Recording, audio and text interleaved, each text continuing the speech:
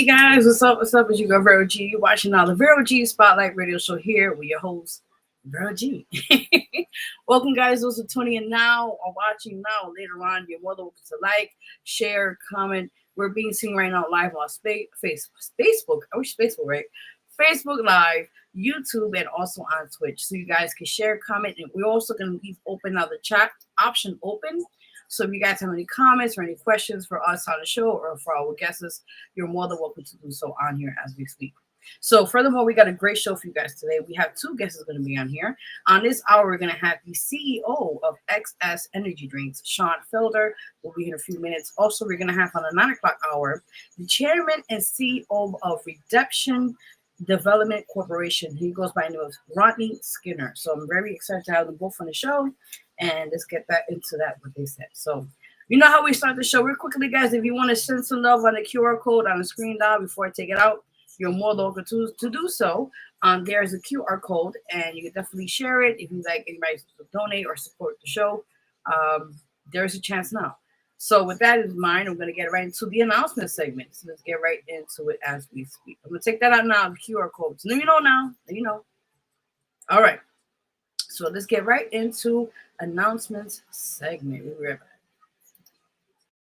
Here, you're watching the Vero G Spotlight Radio Show, and it is part of the announcement segment. So definitely come. All right, thank you, Bob, for that.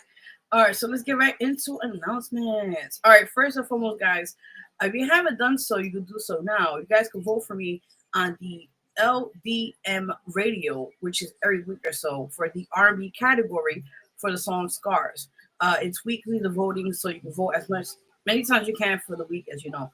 So here again, you guys can vote for me at www.ldmradio.com/vote. You can vote for me there and definitely share the love, spread the word. You know how we do all that said and done. So hold on one second.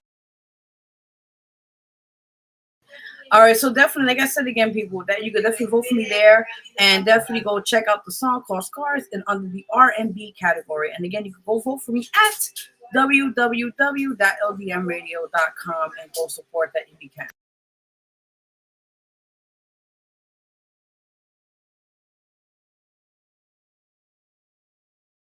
All right, guys. So after that, we're gonna continue on for next one. We vote for first and most. Let's go here to the BNR.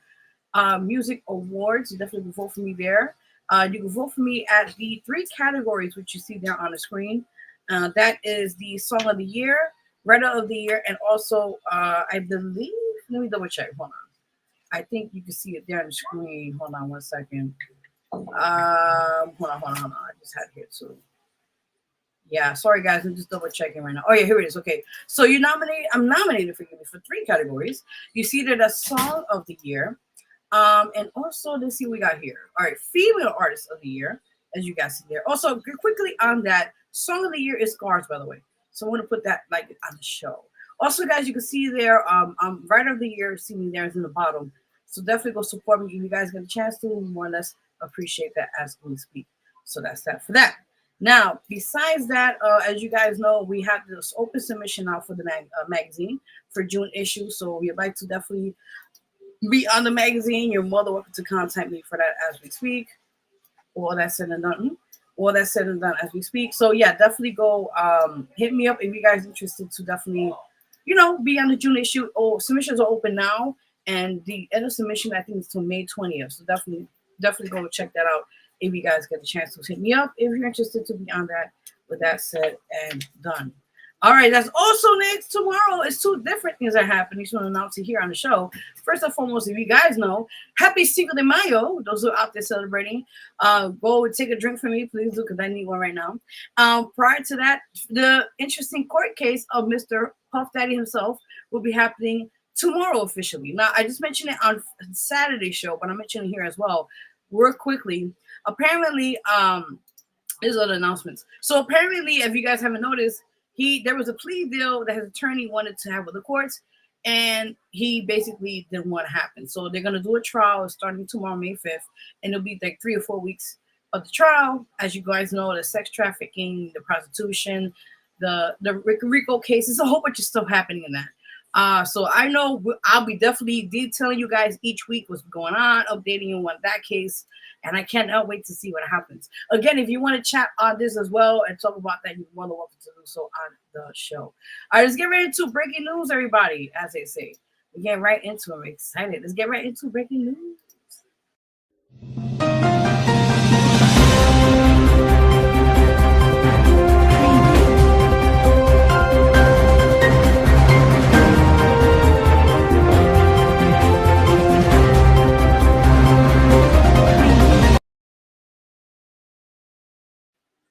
All right, guys. So that is breaking news right there. We're gonna get right into the scoop of the week for breaking news, as they say.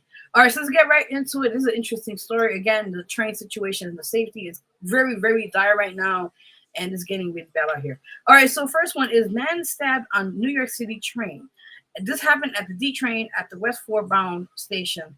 While people are having calling 911 because of a situation that happened, they flagged the cops down for help. So apparently this started out with both men, start an argument, just how things happen, and unfortunately it turned into a fight. And then when that happened, around at 4:45 p.m. exact, the victim was attacked by the gentleman, I think that the suspect is already arrested. But as we speak, the victim was taken to Bellevue Hospital and is stable condition. And right now there's charges against the attacker, and that's pending as we speak. So, guys, how do you feel about that situation happening right now? With the train situation, what's happening, the dangers of even taking a train now in New York City. I mean, the option of chats is open now, so you're more than welcome to add your feedback on that. I think personally, being a woman in the New York City area is unsafe, and on top of taking the trains is helping me. 1 second, everybody. 1 second.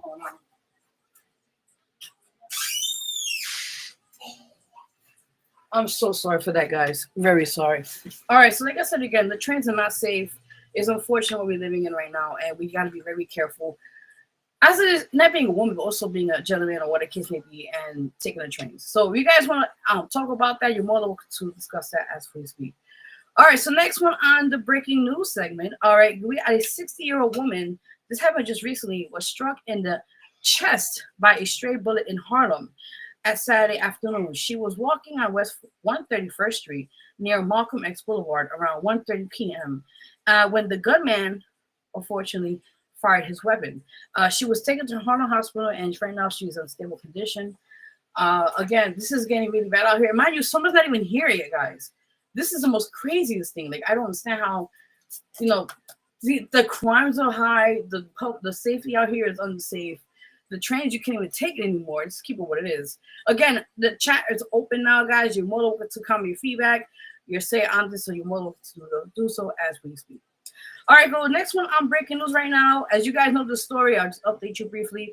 This gentleman here by the name of Felix Rojas, apparently, as you guys know, he violated a dead corpse on a train not too long ago. And let's get right into the situation. So apparently, as you guys know, again, he raped the corpse on the train. And he's actually an illegal immigrant who actually crossed actually, don't lie to you, this is a true story. There's a recent update about him. So he apparently crossed the border at least 5 times from Mexico to the United States, unnoticed. Interesting. So apparently he's the age of 44, and he, to my understanding, he's been doing this since the 1990s. And before he got caught, one time the Border Patrol agents found him. I guess somehow, I don't know what happened, but voluntarily he turned himself back to, the States, Mexico.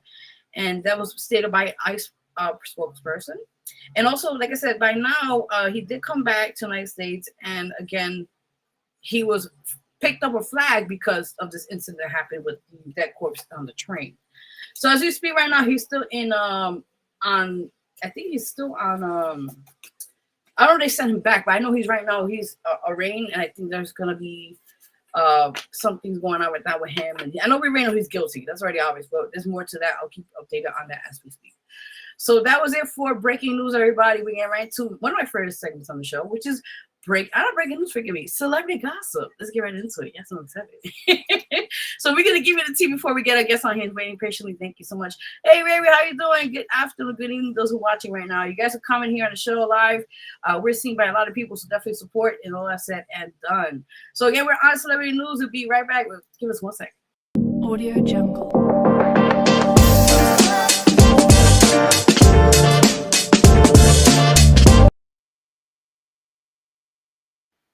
All right, now let's get right into celebrity news. I call it celebrity gossip. You know how it is. All right. So let's get right into it. This show. So you guys know Beyonce, her new Cowboy Carter tour has been sold out. Everybody's talking about it. They have fights happening recently in her concert. Not on her show, but actually like fans fighting. I saw that it was crazy. Like this is like the Beehive double Beehive. Okay, so apparently, as you know, Beyonce's tour is already out. She's doing her thing. It's sold out.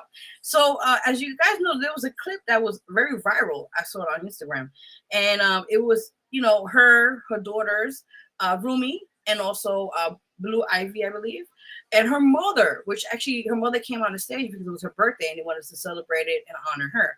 So, and the scene is interesting because they were mimicking and making fun of her younger daughter, which is Rumi, and they're stating that she was very excited. I mean, she's 7 years old. Every 7-year-old could be excited. Come on now, like she's Beyonce's mom. Like, come on, you know what I mean? So, I don't know. It's just a very crazy scenario. But I think for the most part, they're stating that she may have autism or have ADHD because she was very too stimulated.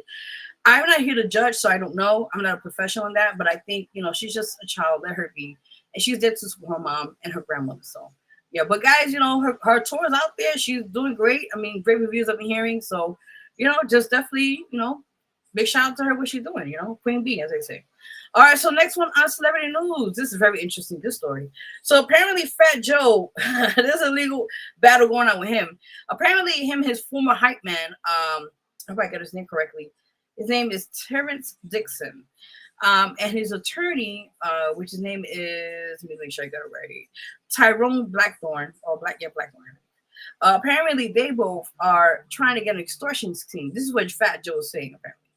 So let's get right into it. So apparently, both of them, his attorney and the hype man, former hype man, they're basically suing him because there's a lot of stuff going on we don't know right now. But apparently they're saying that Fat Joe is a pedophile.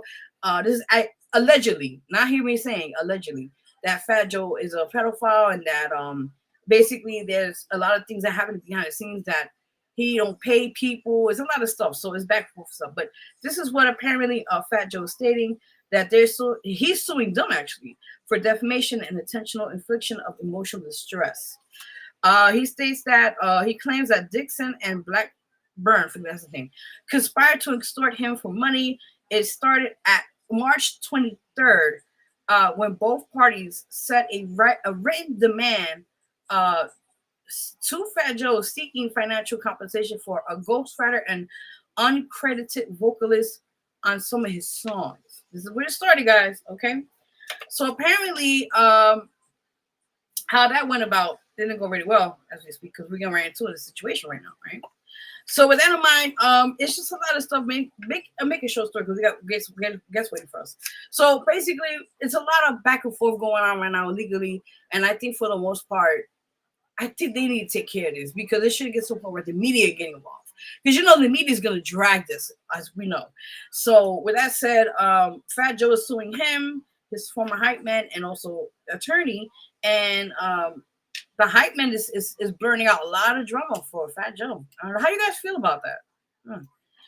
There's a lot of shit going on. All right, guys. So last but not least on the celebrity gossip, Prince Harry here. So apparently he says that he is desperate to reconcile with his family, his royal family.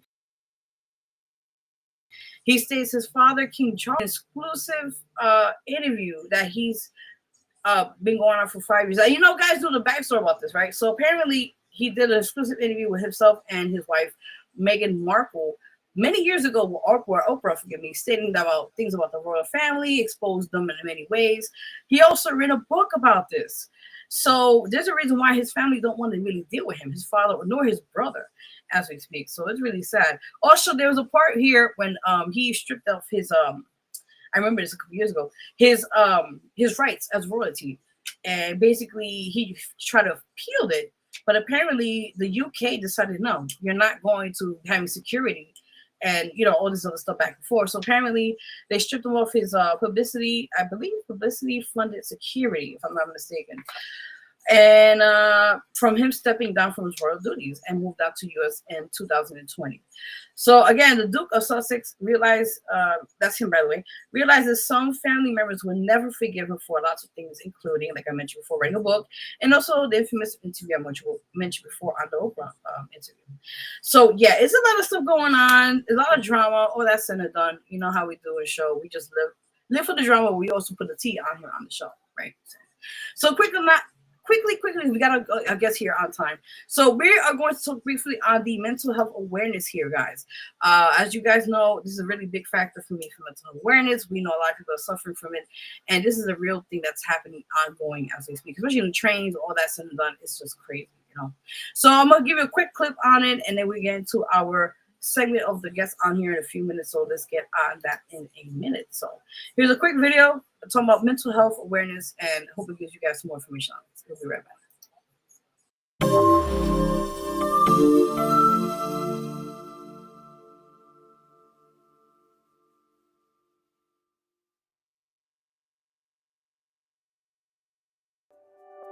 It wasn't like it hit me all at once.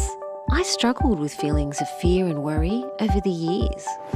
When my doctor told me that the pain in my hands was caused by arthritis, those feelings continued to grow. I started to worry that I wouldn't be able to do the things I love, like gardening and playing the piano. I started having panic attacks and feeling like I couldn't breathe. I already had asthma, which can make breathing hard anyway. I was so stressed that I had trouble falling asleep at night. I found myself so tired during the day that I could barely focus on my work.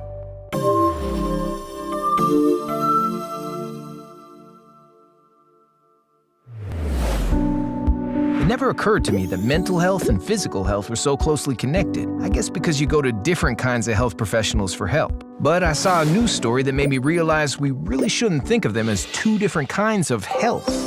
We're joined today by Dr. Ellen Welch, a medical doctor who says we should be thinking about our health much more broadly. Doctor, what kinds of things besides our physical health are important? Thank you for having me on today. And yes, that's correct. When we talk about someone who is healthy, we are talking about physical health, but also mental health, social well-being, and other resources a person needs to live a full life. That sounds like a lot more than just curing someone when they have a fever. You're right. Health isn't just the absence of disease. It also refers to a person's ability to bounce back from an illness or other challenges in life. There are many factors that contribute to our mental and physical health. Some factors include a person's genetics, their environment, their relationships, their education, and their employment. These all impact a person's ability to lead a healthy life. So what can our viewers do to improve the kind of health you're talking about? Certainly eating a healthy diet and getting regular exercise as directed by a physician are keys to good health. It is also important to have healthy coping skills when challenges come up in a job or a relationship. Having healthy social relationships can also contribute to a person's overall well-being, including their mental health. Hearing that, doctor, helped me understand that my stress was doing more than just impacting my physical health. It was also starting to hurt my relationships, affecting how I spent my free time, and seemed to make me feel overwhelmed.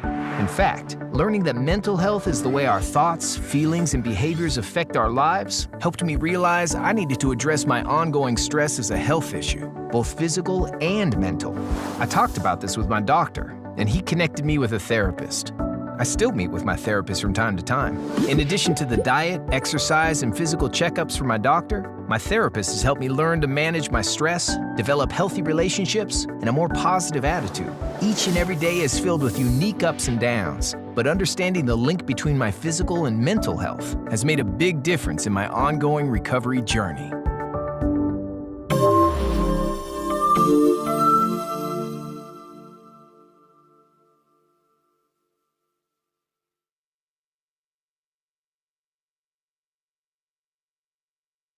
Thank you. Welcome back on the show. Again, we got a lot going on for tonight.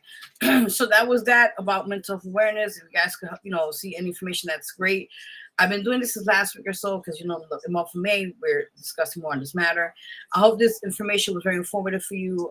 This is a very dear situation to my heart. So we'll talk more about this each week on the show. I hope this was any way to help you give some insight on this matter as we speak. So we're getting right into what we call artist spotlight segment. But today we're going to have an amazing group of amazing individuals here. I'm very excited to introduce them on the show. We're working. Yes. So furthermore, we're gonna have our first guest on this hour. He is the CEO of XS Energy Drinks. He is a dear friend of ours in the show. He goes by the name of Sean Felder. Let's give it up for the man, the one and only in the. Where did he go? Oh no, Sean Felder, where you at? We're on the show now. Like we just saw him and he disappeared. Come on, Sean, come back. Come on, man. Oh Lord, not today. Sometimes you live, you gotta go with the punches, right? As they say. All right, let's see what we're doing here now. Hold on. Oh God. All right, hold on. All right, 1 second, guys. Well, hopefully he gets on a few minutes. I just see him right now. Waiting to see if he gets back on the show hopefully soon because we have our other guests on here, so we're just trying to work on the scheduling right now. Come on, Sean. We're waiting for you, brother. Because we got to talk about some of that hip hop stuff right now going on. So come on. And now we're gonna take a quick break, guys. We know how we do this show. Sometimes we gotta go with the punches. So again, I'm gonna take a quick break. Again, you're watching the Vero G Spotlight Radio Show here with your host, Vero G in the building. So let me play a little tune for you guys while we take a quick break. And let me get that situated for you guys right now. All right, we'll play a song by one of the artists we had, I think, this week or so, last week. I forgot. Oh, God, so many people have. All right, we're going to just play a song. It's called Fiesta. Oh, actually, by our amazing artist we had a couple of weeks ago by Fury Styles. So let's just play his music. We'll be right back. You're watching the Vero G Spotlight Radio Show. We host Vero G, and let's take a quick little break. Why not? So we'll be right back. Hopefully, I guess we'll be back on, and we get the show going. So be right back. 1 second, guys. Let's go.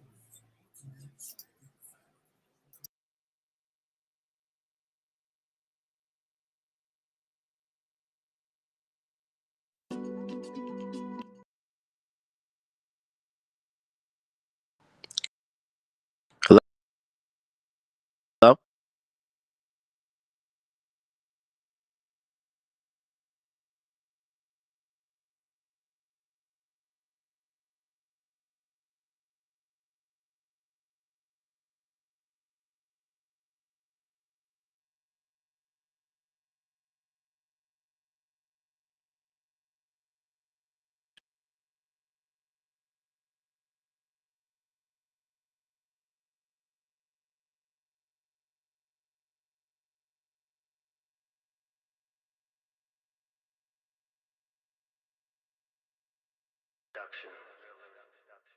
Since you've gone away,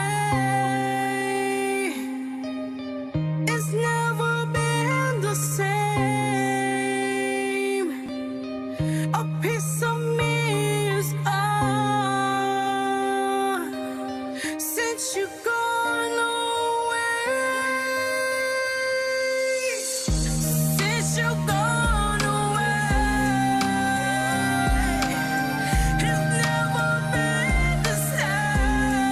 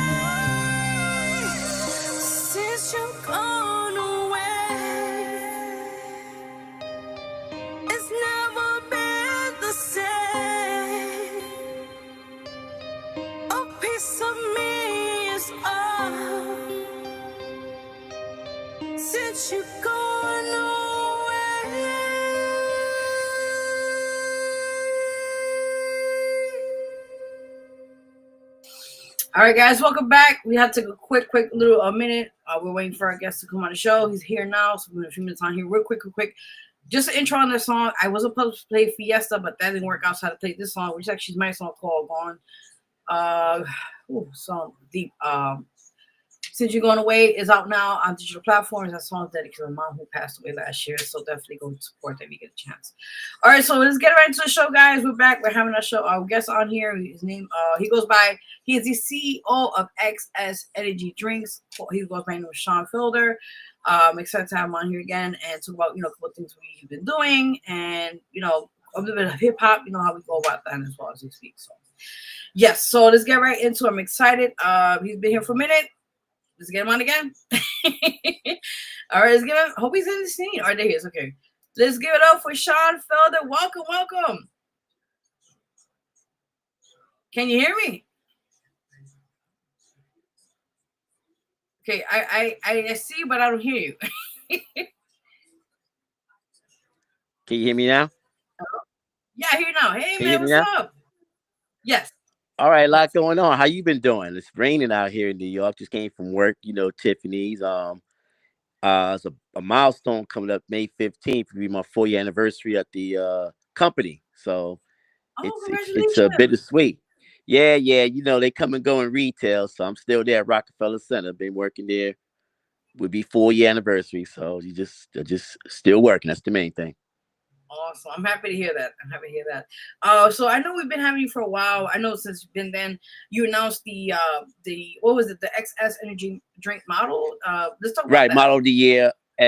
Right. And that was our final time. Me and DJ Nikki's a little bittersweet. Nikki moved to Pennsylvania, so I don't see as much. So we did it back in January in her new town, Harrisburg, and it was Darnie Allen of Georgia. She was the final Essex model of the year, and she won it, well deserved. I forgot who. I think the others was Vivian Tobin, and and Honey the model from Memphis, Tennessee. So we did a good run. We did it since 2012, and if you watch it on Sean Felder's X Promotions, we announced it, and again, a lot of models over the years. One model of the year, you know the names.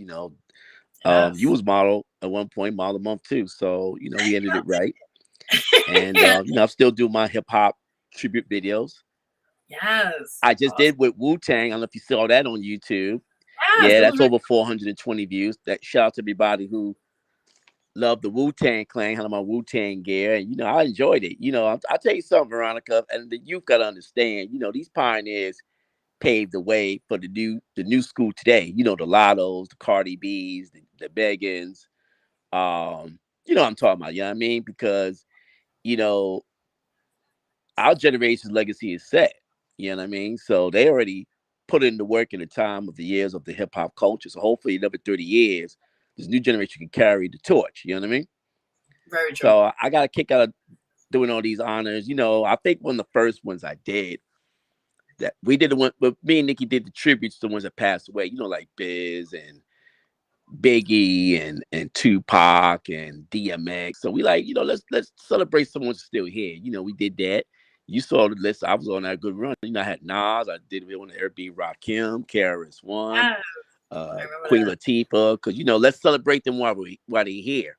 So when they're long and gone, we keep the legacy going. So it's all them legends, young folks you need to check out. Go to Sean Felder X Promotions. So we're gonna do somebody again. I ain't gonna tell you who. So you just gotta wait for the suspense. So that's been my fun time doing it. I'm excited. I can't wait. Yeah. So let's talk briefly before we get into the hip hop quickly. Let's talk about what you've been doing with your company, which is XS Energy Drinks. Last time we spoke about it, I know you mentioned you have it in a few stores in Harlem or some places. Since the last time we spoke on here, have you expanded to other locations? Well, here's the thing. I'm talking to a couple stores in the South. I got a young lady hunting the model. She got Crunch Fitness looking to my drink. So let's see if we can get the drink in the gyms where people work out and like to drink. And I think Honey says she's gonna do a vendor event to showcase the Essex drinks. Hopefully that works out. I just sent my sample to Blink on 25th Street. So I'm trying to hit the gyms and also went to my old high school, Cardinal Hayes. I went there back in 81, 82. Maybe I can get the youth try my drinking, when they play baseball and football. So see how that works. So, just try that and, try to hit a couple of HBCUs. So hopefully the youth can learn about ethics and they drink. Because, everybody's into energy, working out and sports. So we'll. Okay, well, congratulations in advance. Oh, he was just here. What happened? Is it a Wi-Fi thing going on? Because Wi-Fi is really good today. So I don't know what's going on, but hopefully he comes back in a few minutes. It's just weird, like sometimes things happen, but yeah, like I said, he has an energy drinks out there. It's called XS energy drinks. I had the honor to have a few of them. It's really good. It goes with different types of they call like different types of flavors. They have like orange, I think they have blueberry. I have one of them there. I think it has apple.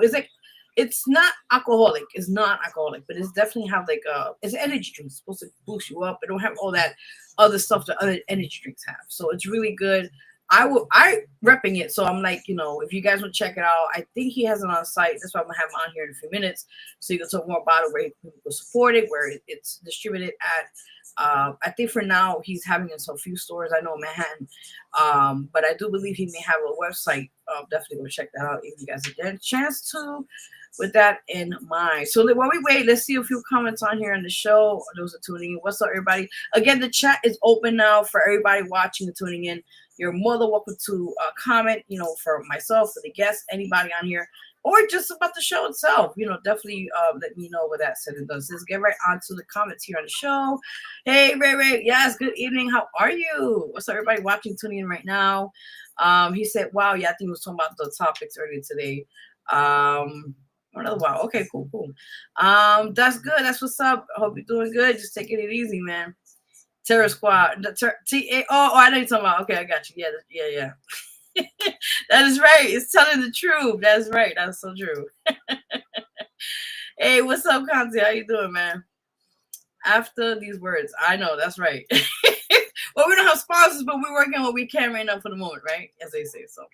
I hope Sean comes back on because, like I said, we gotta work on our schedule here. So, like I said, you guys also support the YouTube channel is on right now live. It's under Vero G Spotlight TV network. If those who are right now, you can subscribe there as we speak. I have other shows. The guests is on there. Definitely go check that out. If you have time to, you're more than welcome to, check it out. Subscribe, like, how they do it on YouTube. Share. We call that crap. So yeah, we're making it happen, right? So we're waiting for the guest to come back on, Sean. Don't know what's going on. Let me try to stay on him right now because we gotta do what we gotta do. Yeah. So again, guys, if you'd like to be guests on here as well, we have open opportunities this month. Only open now for Fridays. I already have Sundays already booked. But if you'd like to be guests on here, we have open availability, as they say, for Fridays, which I extended the show, which is really great because now I get more people on the show and be heard, as they say. And again, if you'd like to be on the magazine itself, the Vero G Spotlight magazine, working on the June issue now, you're more than welcome to contact me. Let me show you where you guys can follow me briefly on here. And that is, one second. My Instagram right here. My Instagram is @officialVeroG. So you guys can follow me there. I will follow back and, check out my stuff, everything I'm doing, updates on music or this show or anything that, I'm just doing along in that situation as it is. So you guys already know. Like I said, real briefly again, if you'd like to be a guest on the show, you know where to find me. Ray20, where you can follow my Instagram. And if you have me on Facebook, you can also follow me there as we speak. So pretty much that's that. So yeah, again, availability is not open for Fridays. Definitely contact me if you want to be on there as we speak. So you guys already know. So we're ready for our guest to be on here. I don't know what's going on this end. So we're gonna do another quick break. We gotta work what we have. If not, we're gonna have to have another time because we have another guest waiting right now. So we're gonna work what we have. Ooh, there's a flickering. Hello. So like I said, we're gonna play another song, might as well, and we'll be right back. Again, you're watching the Vero G Spotlight Radio Show with your host Vero G on here, and I'm excited for the love and support we're getting right now on the show, guys. You can share, comment, love, live, whatever you want to call it. Just share the love, come on now. All right, So we'll play another song quickly on here, and now we're gonna have to reschedule him for another time, another day. So we'll be right back. And this one's called "Brand New Me." That's out now on the album itself called "A Brand New Me," and definitely go support that. Let's play it right now.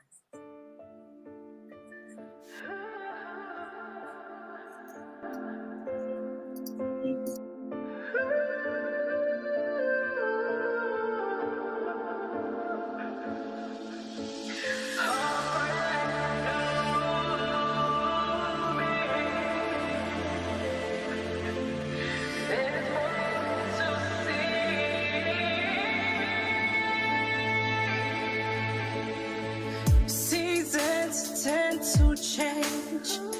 Time just passes by.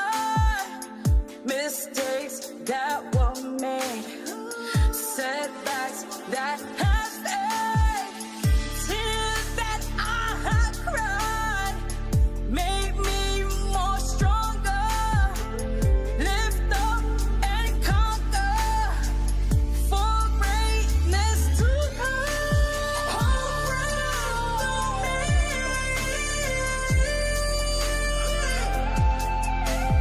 There's more to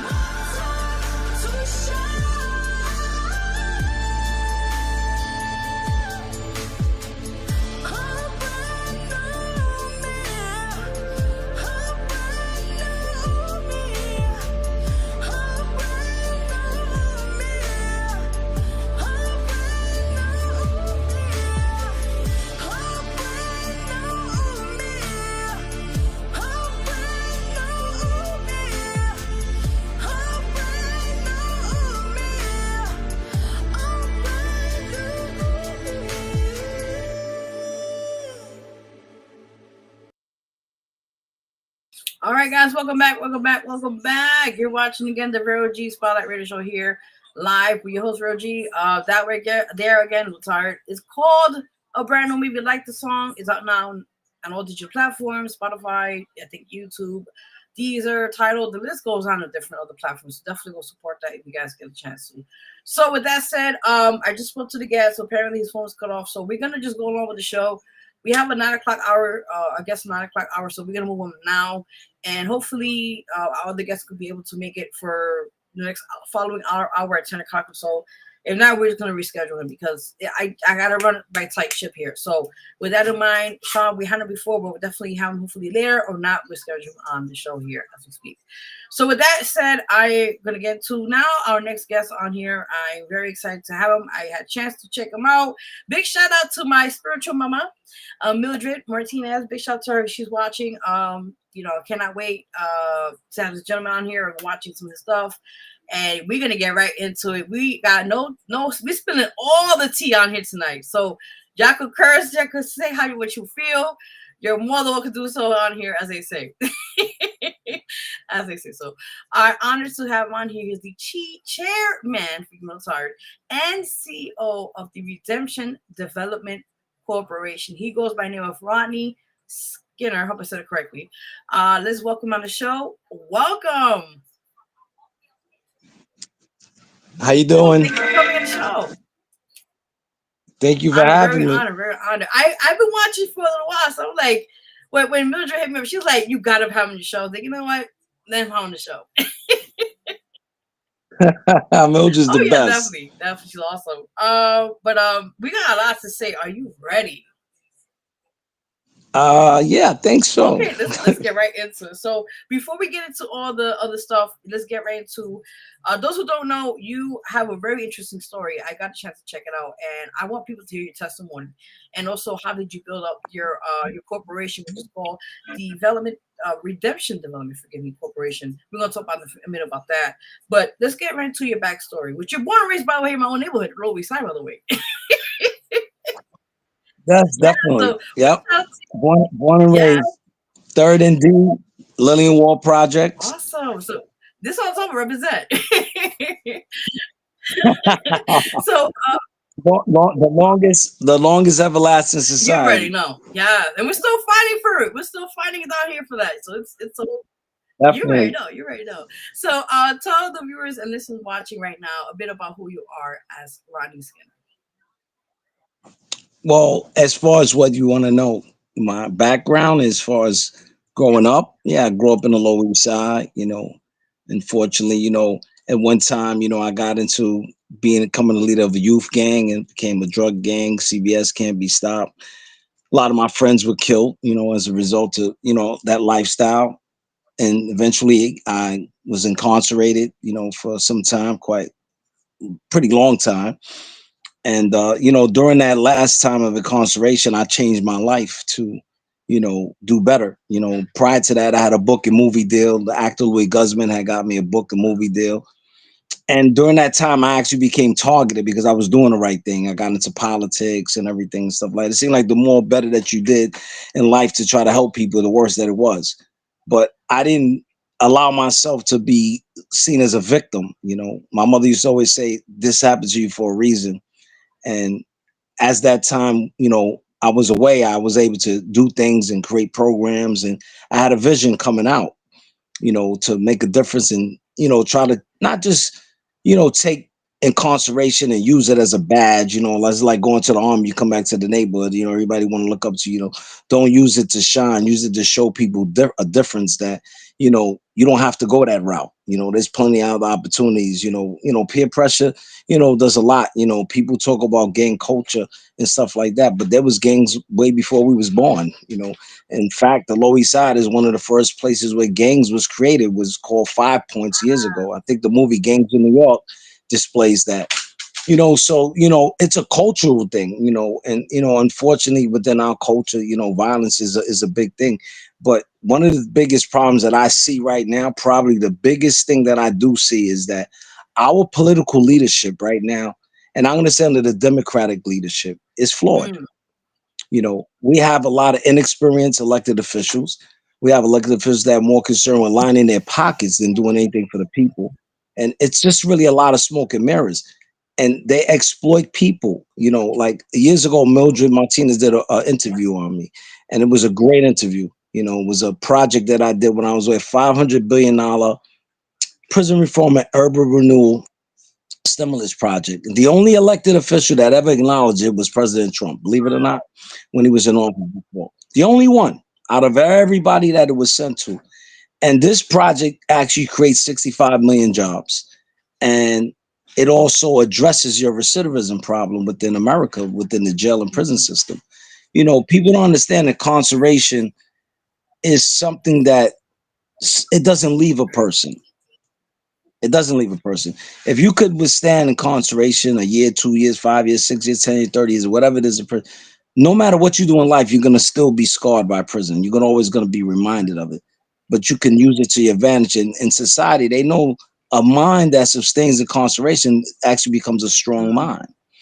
You know, because you endured something that it's a negative environment. How do you really be positive in a negative environment?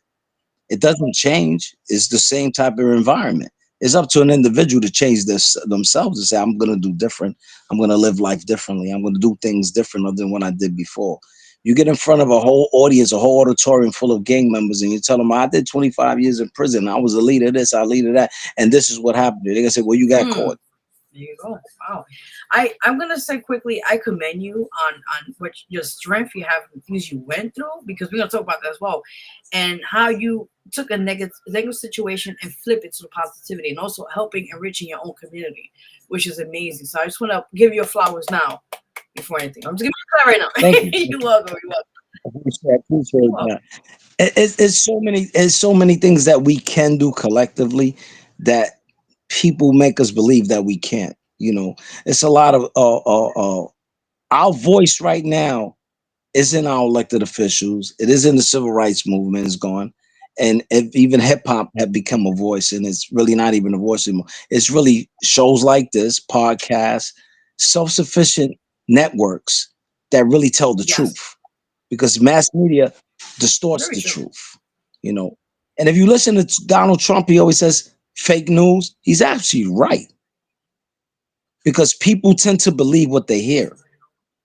They don't really believe what's really happening because they don't really know what's happening. I've developed so many proposals for Mayor Adams prior to him being mayor that it's pathetic that they didn't do anything. One of my proposals is 10,000 jobs for young male, Black and Hispanic females, gang culture, non-gang culture, to paint under the trains in the New York City housing projects under apprenticeship program. There's federal money. There's billions of dollars. The city and state don't got to pay a dime. You structure this the right way, you could have a lot of supervised ex-offenders. They know the do's and don'ts. You could have this program going for the next 5 years instead of people waiting for them to get in trouble and then rehabilitate them, when you could stop it before they go in that direction. I designed a proposal for the former police commissioner, Eddie Caban, for us a Explorer program, the NYPD Explorer program, a satellite program.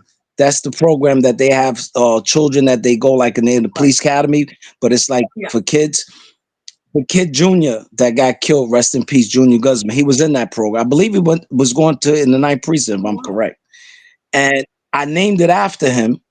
And if you put this in all 1,800 schools, you can also reinstate having an armed police officer in the schools, like when we were kids, when we were younger, and it would fall under that budget, and that officer would be a supervising officer for that program and the school safety. Because a lot of the problems with the school safety is that their practices is outdated. They don't know how to deal with gang culture. Social media, IG, Facebook, all that is a tool for violence now for them to attack each other. So the kids that's being forced into the gangs, give them an opportunity to go in another direction. Some of them are being forced. Even a program that I created was the crisis intervention teams for Rikers Island, for New York City Department of Corrections. And we'll get into that later, how they stole my proposals. But every correction officer in New York City has to be trained in mental health now. That's my proposal. What they had was a barbaric team called the Ninja Turtles that would beat the hell out of detainees. I witnessed this. So now you still got that type of intimidation, but we're training how to de-escalate. So Louis Molina got in front of the city council and Councilwoman Carlina Rivera questioned him on the oath if he implemented that proposal, and he did.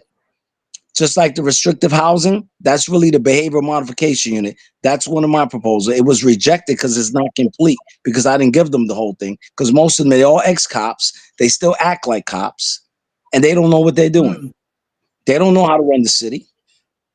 That's why we have the problems that we have, because they were inexperienced, And they thought because they have these authority egos that they were just going to come in and bully their way around. It's the worst administration I've ever seen. I told Mayor Adams before he was mayor, if you don't fix Rikers Island, you don't fix New York City housing, you don't fix the shelters, you're not going to get reelected. Ooh.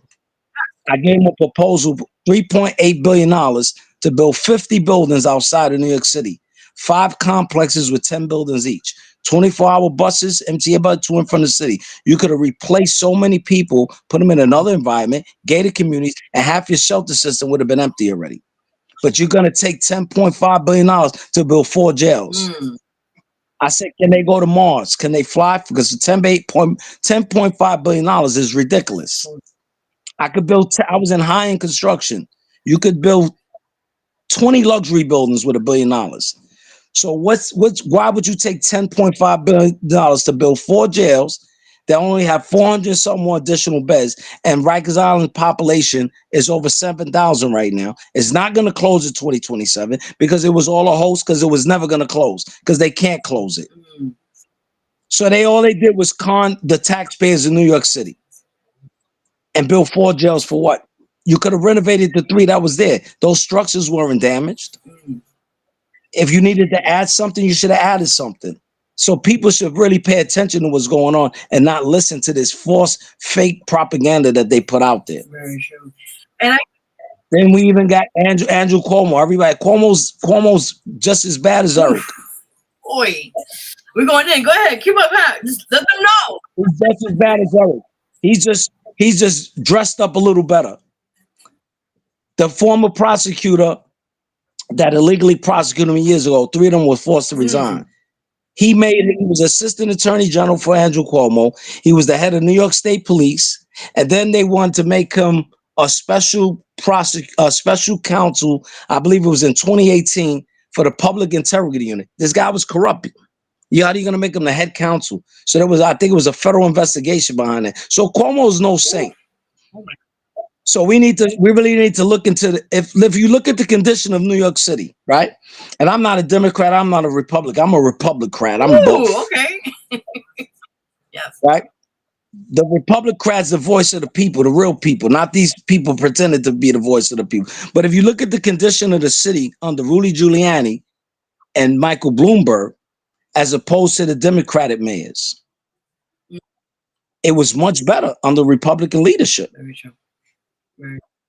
Because you got Democrats advocating that they're going to do something and not doing nothing. When I got text messages, emails, Eric Adams, they can lie all they want. I told him about the rat problem. He came up with the rat czar. Every time I go on a podcast or a television, here he's on the news. I was in front of Alan Hevesey's office when there was a shooting. I was on Channel 41 News, and I'm talking about the proposals. They did an exclusive on me. Two weeks later, he's in the Bronx with a Yankee hat on, talking about he's getting jobs at Monroe College. They do that every 90 days. What are you talking about? Wow, that's crazy. They do that every 90 days. What are you talking about? What jobs you creating? This guy's a fraud. I'm gonna keep it real. And I don't think he's corrupt. I think he got a raw deal. He's a fall guy. He just didn't realize it. They blinded him. There's certain individuals I could boldly say Louis A. Molina is corrupt. Woo! He's incompetent. And how is he the commissioner for citywide administration when he couldn't even run Rikers Island? He had 28 deaths. He's an embarrassment to the Latin community. He's an embarrassment. I'm gonna add a side note to that too in a bit, because I did some research on him too. So we're gonna talk about him in a minute too. Yeah. Yeah, well, right now, I filed a complaint with prior to the Board of Corrections. They referred it was against him, his mentor, Danny Gonzalez, who's another creep, They're all buddies with the prosecutor that prosecuted me years ago legally, because he's an ex-cop before he became a prosecutor. There's a whole little gang of ex-cops, because that's all they are, They don't know what they're doing. So now the Board of Corrections referred it to the Department of New York City Department of Investigations. What happened? It went to the Justice Department. That's a crime. You get up to 3 to 5 years for intellectual property theft, stealing somebody's proposal. So what Eric did, he let him resign, made him assistant deputy mayor of public safety under Phil Banks, who's my cousin's godbrother. And then they make him commissioner of citywide administration. The guy had 28 deaths on Rikers Island. Dios mío. How is he the head commissioner in New York City? This guy's a clown. Yeah. He's a clown. He's an embarrassment. He's a clown. Jesus, that's He gets up there, uses a little fake education. When he was a first deputy commissioner in Westchester County Jail, he used a program, I think it was called My Brother's Keeper. That was a federal inmate that did that program. It was stolen from him. His name is Sebastian Williams. Mildred knows him. She met him before. And they stole it from him and somehow ended up in the hands of the Obama administration. President Obama used it. But the guy didn't sue. He proved to Obama that it was his program. And I believe Obama gave him a pardon and helped him start his program in Queens. Louis Molina used the same program in Westchester County, and they praised him like this guy really know what he's doing. This guy's a joke. He's a joke. oh Lord. And he shouldn't be. Now I can see why the city's in problem. If he's the commissioner for citywide administration, that's why we got a lot of problems. We got a dummy sitting in there. So I don't know if Eric owed him a favor or something, but he's the wrong guy to be there. That's for sure. You said, no, I'm going to what'd add you say? to that what you just mentioned briefly. I think where we live in is a broken system, as they call it, where you said, they're making more jails and less schools. They're making more things, and instead of improving our society, they're decreasing it and just adding more to a situation and putting people in, like you mentioned, in jails, and they're not helping them out of programs like Richard doing. We're going to talk about that as well, and other things of that nature. And it's just a broken system. It's unfortunate. No, actually, it's not a broken system. Let me correct you on that. The system is actually fine. It's designed to appear to be broken because it works just the way they want it. Every courtroom in New York City, you're going to see Black and Spanish in there. How many years is it going to be like that? 30, 40, 50 years, the same thing.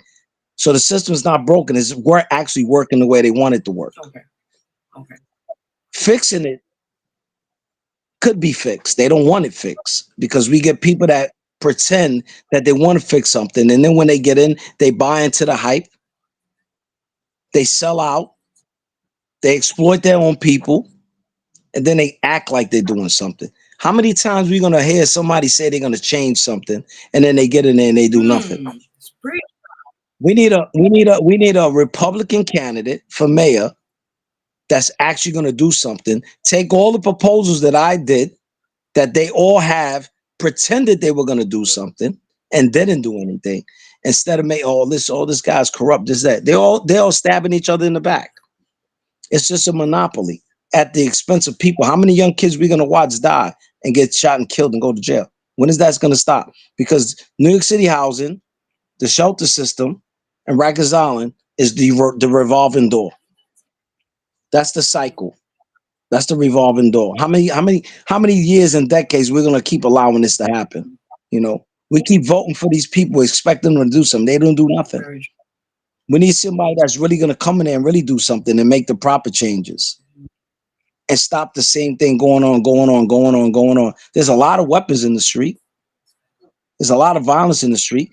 All you got to do is deter the energy, the negativity. When I was doing security consultant during COVID, Mildred could tell you, because one of the locations where Mildred's office is at, we had lines around the corner for people to take the classes because we advertised that the classes were free.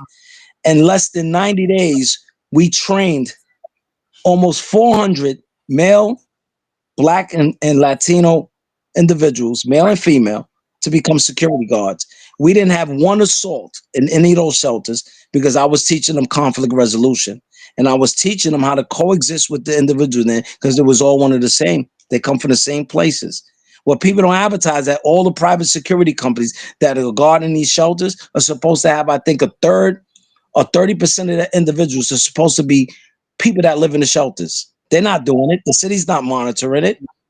They're giving out all these contracts for what? They're exploiting everybody because they campaign contributors to these elected officials. Very true. They need to start investigating what's really happening, and stop being distracted because you're wasting money. You're spending money in the wrong places, but you're not really helping the people that need to be helped. Let me ask you a question. There's an individual I know, Mike Pasuti. Mildred also knows him. He's one of the top guys in site safety and construction. He also, I believe, designed wrote the local 196 law for construction, the enhancements. And he created what's called a shooter barricade system. It's these specialized doors for schools and colleges. They have these codes on them in case there's a mass shooting. What me and my team did, we enhanced the whole system for all the doors, the entrances. I won't get into all the details, but you won't get a weapon inside the school the way we designed it. Right now, I believe it's within the Trump administration. But anywhere in the United States or anywhere in the world, you could go to school or colleges and you might get a call. You might get a call that your kid, God forbid, got caught up in a mass shooting, right? But you could go to a jail and prison anywhere in the United States and get a free education. Don't have to worry about that. That's crazy. That's a double standard. Oh yeah, big time. Big time. Yeah, I got the money. Yeah. So how do we have all these elected officials and nobody got the answer to that? So how is it that a person could go to jail or prison, get an education, don't worry about getting shot, but you could do everything you can to safeguard your kid and send them to a college across the country, and God forbid some disgruntled kid shoots up the school and kills your kid? Well, how do we accept that? How do we not fix that? And it's still happening. It just happened in Florida. Yeah. So we got all these people making all these decisions, and you telling me they can't fix these problems? So right. It's a lot of things that we, like you said, it's happening and there's no resolution behind it. It's just that kid allowing it to keep going and going and going, you know? Because they're not trying to fix it. There's a lot of criticism. Oh, President Trump is doing this. President Trump's doing that. No, President Trump is a businessman that learned what it felt to be black and Spanish when they prosecuted him. Very true. Had he didn't have the money that he had for legal representation, he would have been just as bad as us. Oh yeah, big time. But he had the money to fight. Definitely. And that's why he's attacking the way he's attacking, because he realized the flaws within the criminal justice system. He's seen the monopoly. He's seen how they misuse the laws, how these prosecutors doing what they're doing. You know, a lot of these they take the laws in their own hands and don't really go by the Constitution. Preach now. This is what I'm talking about. They play politics with people's lives because it's all about numbers. Very true. Yeah, they do. That's what they do. You know. Very true. You got a question for me? Yes. I'm just like, I know you talk. I'm like, go ahead, speak what you're saying. I do want to add quickly about this because I want people to know that also besides where you came from, but also how did you get into the jail system itself. But you have an interesting testimony because how did you went to the jail? But also my question to you is, you was going to be there for a long time as we speak. But by the grace of God, you represented yourself and you got your way out of it. Let's talk about that. Well, I had 101 years to life. And I ended up giving back 84 years. And I did 18 years out of it, which I shouldn't have did any years because it was a frame up. You know, I didn't have to do any time. They wanted me to cooperate. And I'm not cooperating on anything. I pay taxes too. If you want, they offered me money and relocated me and my family. Said I'm not the new modern day drug dealer or whatever that's going to sell out everybody in his family because you want them to. And they said, you're going to go the whole 9 yards? I said, yeah. They said, well, we're going to make sure you get 40, 50, 60 years. I said, okay. That's why they got appeals. Right. What they didn't understand is I had a better understanding of the law as opposed to what I did when I was younger. And I took my time during my con, and I had 7 different lawyers and they didn't get me out. And I took my time to further teach myself on understanding not just the prison system, but the criminal justice system. So I didn't fight I didn't appeal per se my case. I fought the system. I understood it and I learned it, and I learned what the flaws are. They have great laws of the land if they would abide by them fairly, you know. They still trying to change them and circumvent them. The laws there's nothing wrong with the laws. It's just the people that represent them. That's the problem, you know. And they've continued to go after me. I have relatives that was elected officials, a cousin that was a councilman, and one that was Congress. I don't want to like put them out there, but they know that. They realize that now. But the thing that they did now, they came after me now because they want to get me out the way, because they figure I got a voice. So I know the truth. I have an understanding that I'm not supposed to understand the corrupt criminal justice system or the corrupt criminal just us system. That's right. Because that's what it is, just us. Definitely. I'm going to create a template of different motions that I've done and complaints. I'm going to have it edited, and I'm going to use certain forums of podcasts, and I'm going to have it sold. You could buy it. You could help your family in trouble, your family that's incarcerated, how to address the system. And that money will be donated to these different podcasts because they're self-sufficient and independent. Nobody's giving them any money to sustain themselves. Right. So let them make money off helping the people that they're trying to help. No, and I thank you for that. But I think at the same time, it's your story really gravitated to me because of the fact that how you was basically never going to get out, and you fought the same system that got you in. And that I commend you for that, because a lot of people will be like, you know what, it's my French. Fuck this. I'm already in, whatever. I'm going to do my time and what happened to it, whatever, you know. But you literally fought them. And tell them, how did you overcame that, and how did you feel to win your own case, basically? Every day, anybody that was incarcerated, we'd say, I went to the law library every day.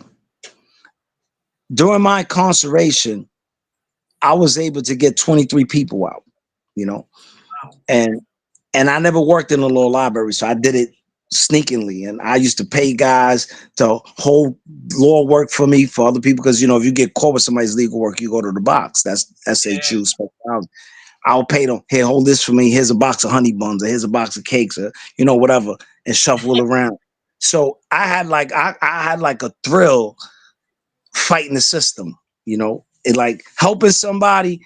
I always understood that whatever I did for myself, I could always clean it up and play catch up. But if I help somebody, they can't play catch up because they need my help. And under 4 years, and I used to get paid to do legal work. I made probably like $30,000 while I was incarcerated.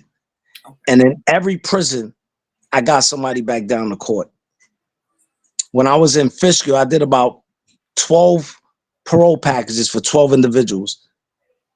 Each one got multiple hits at the board. I sat down, and each one, I schooled them on the understanding of the parole board.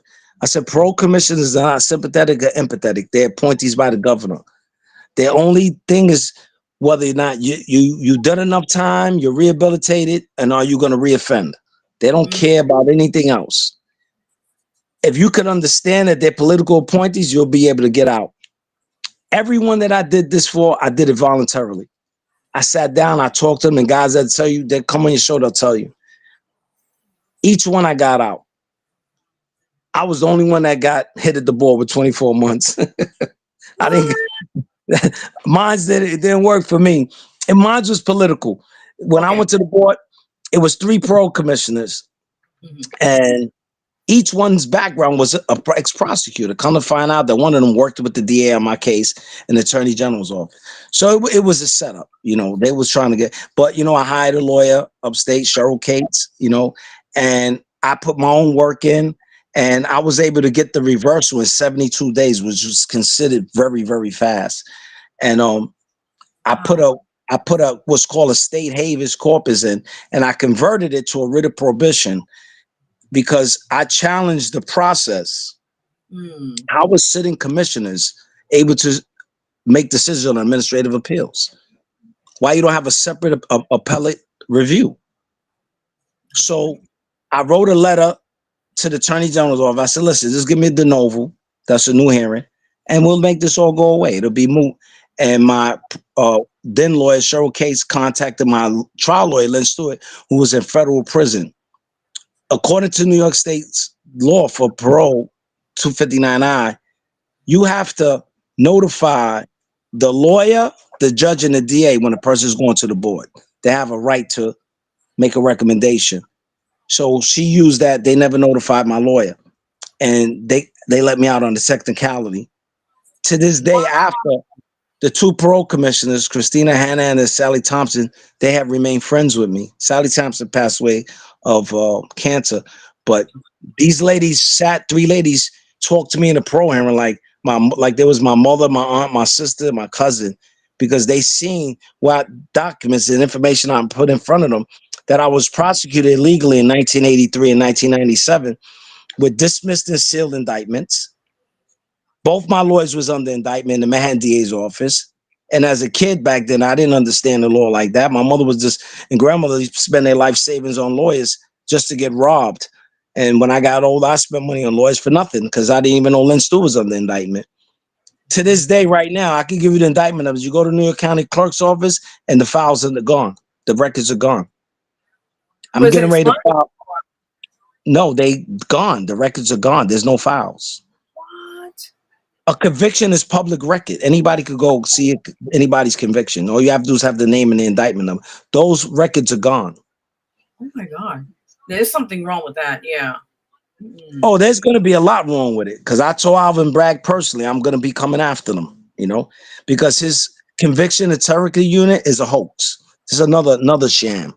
He's not doing anything. He ran off of that like he was going to make all these changes. He's not making it. He's not doing anything.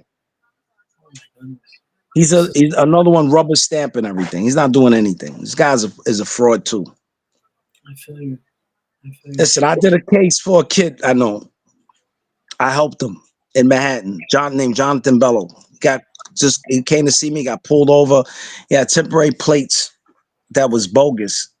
Apparently claimed he had a weapon in his car.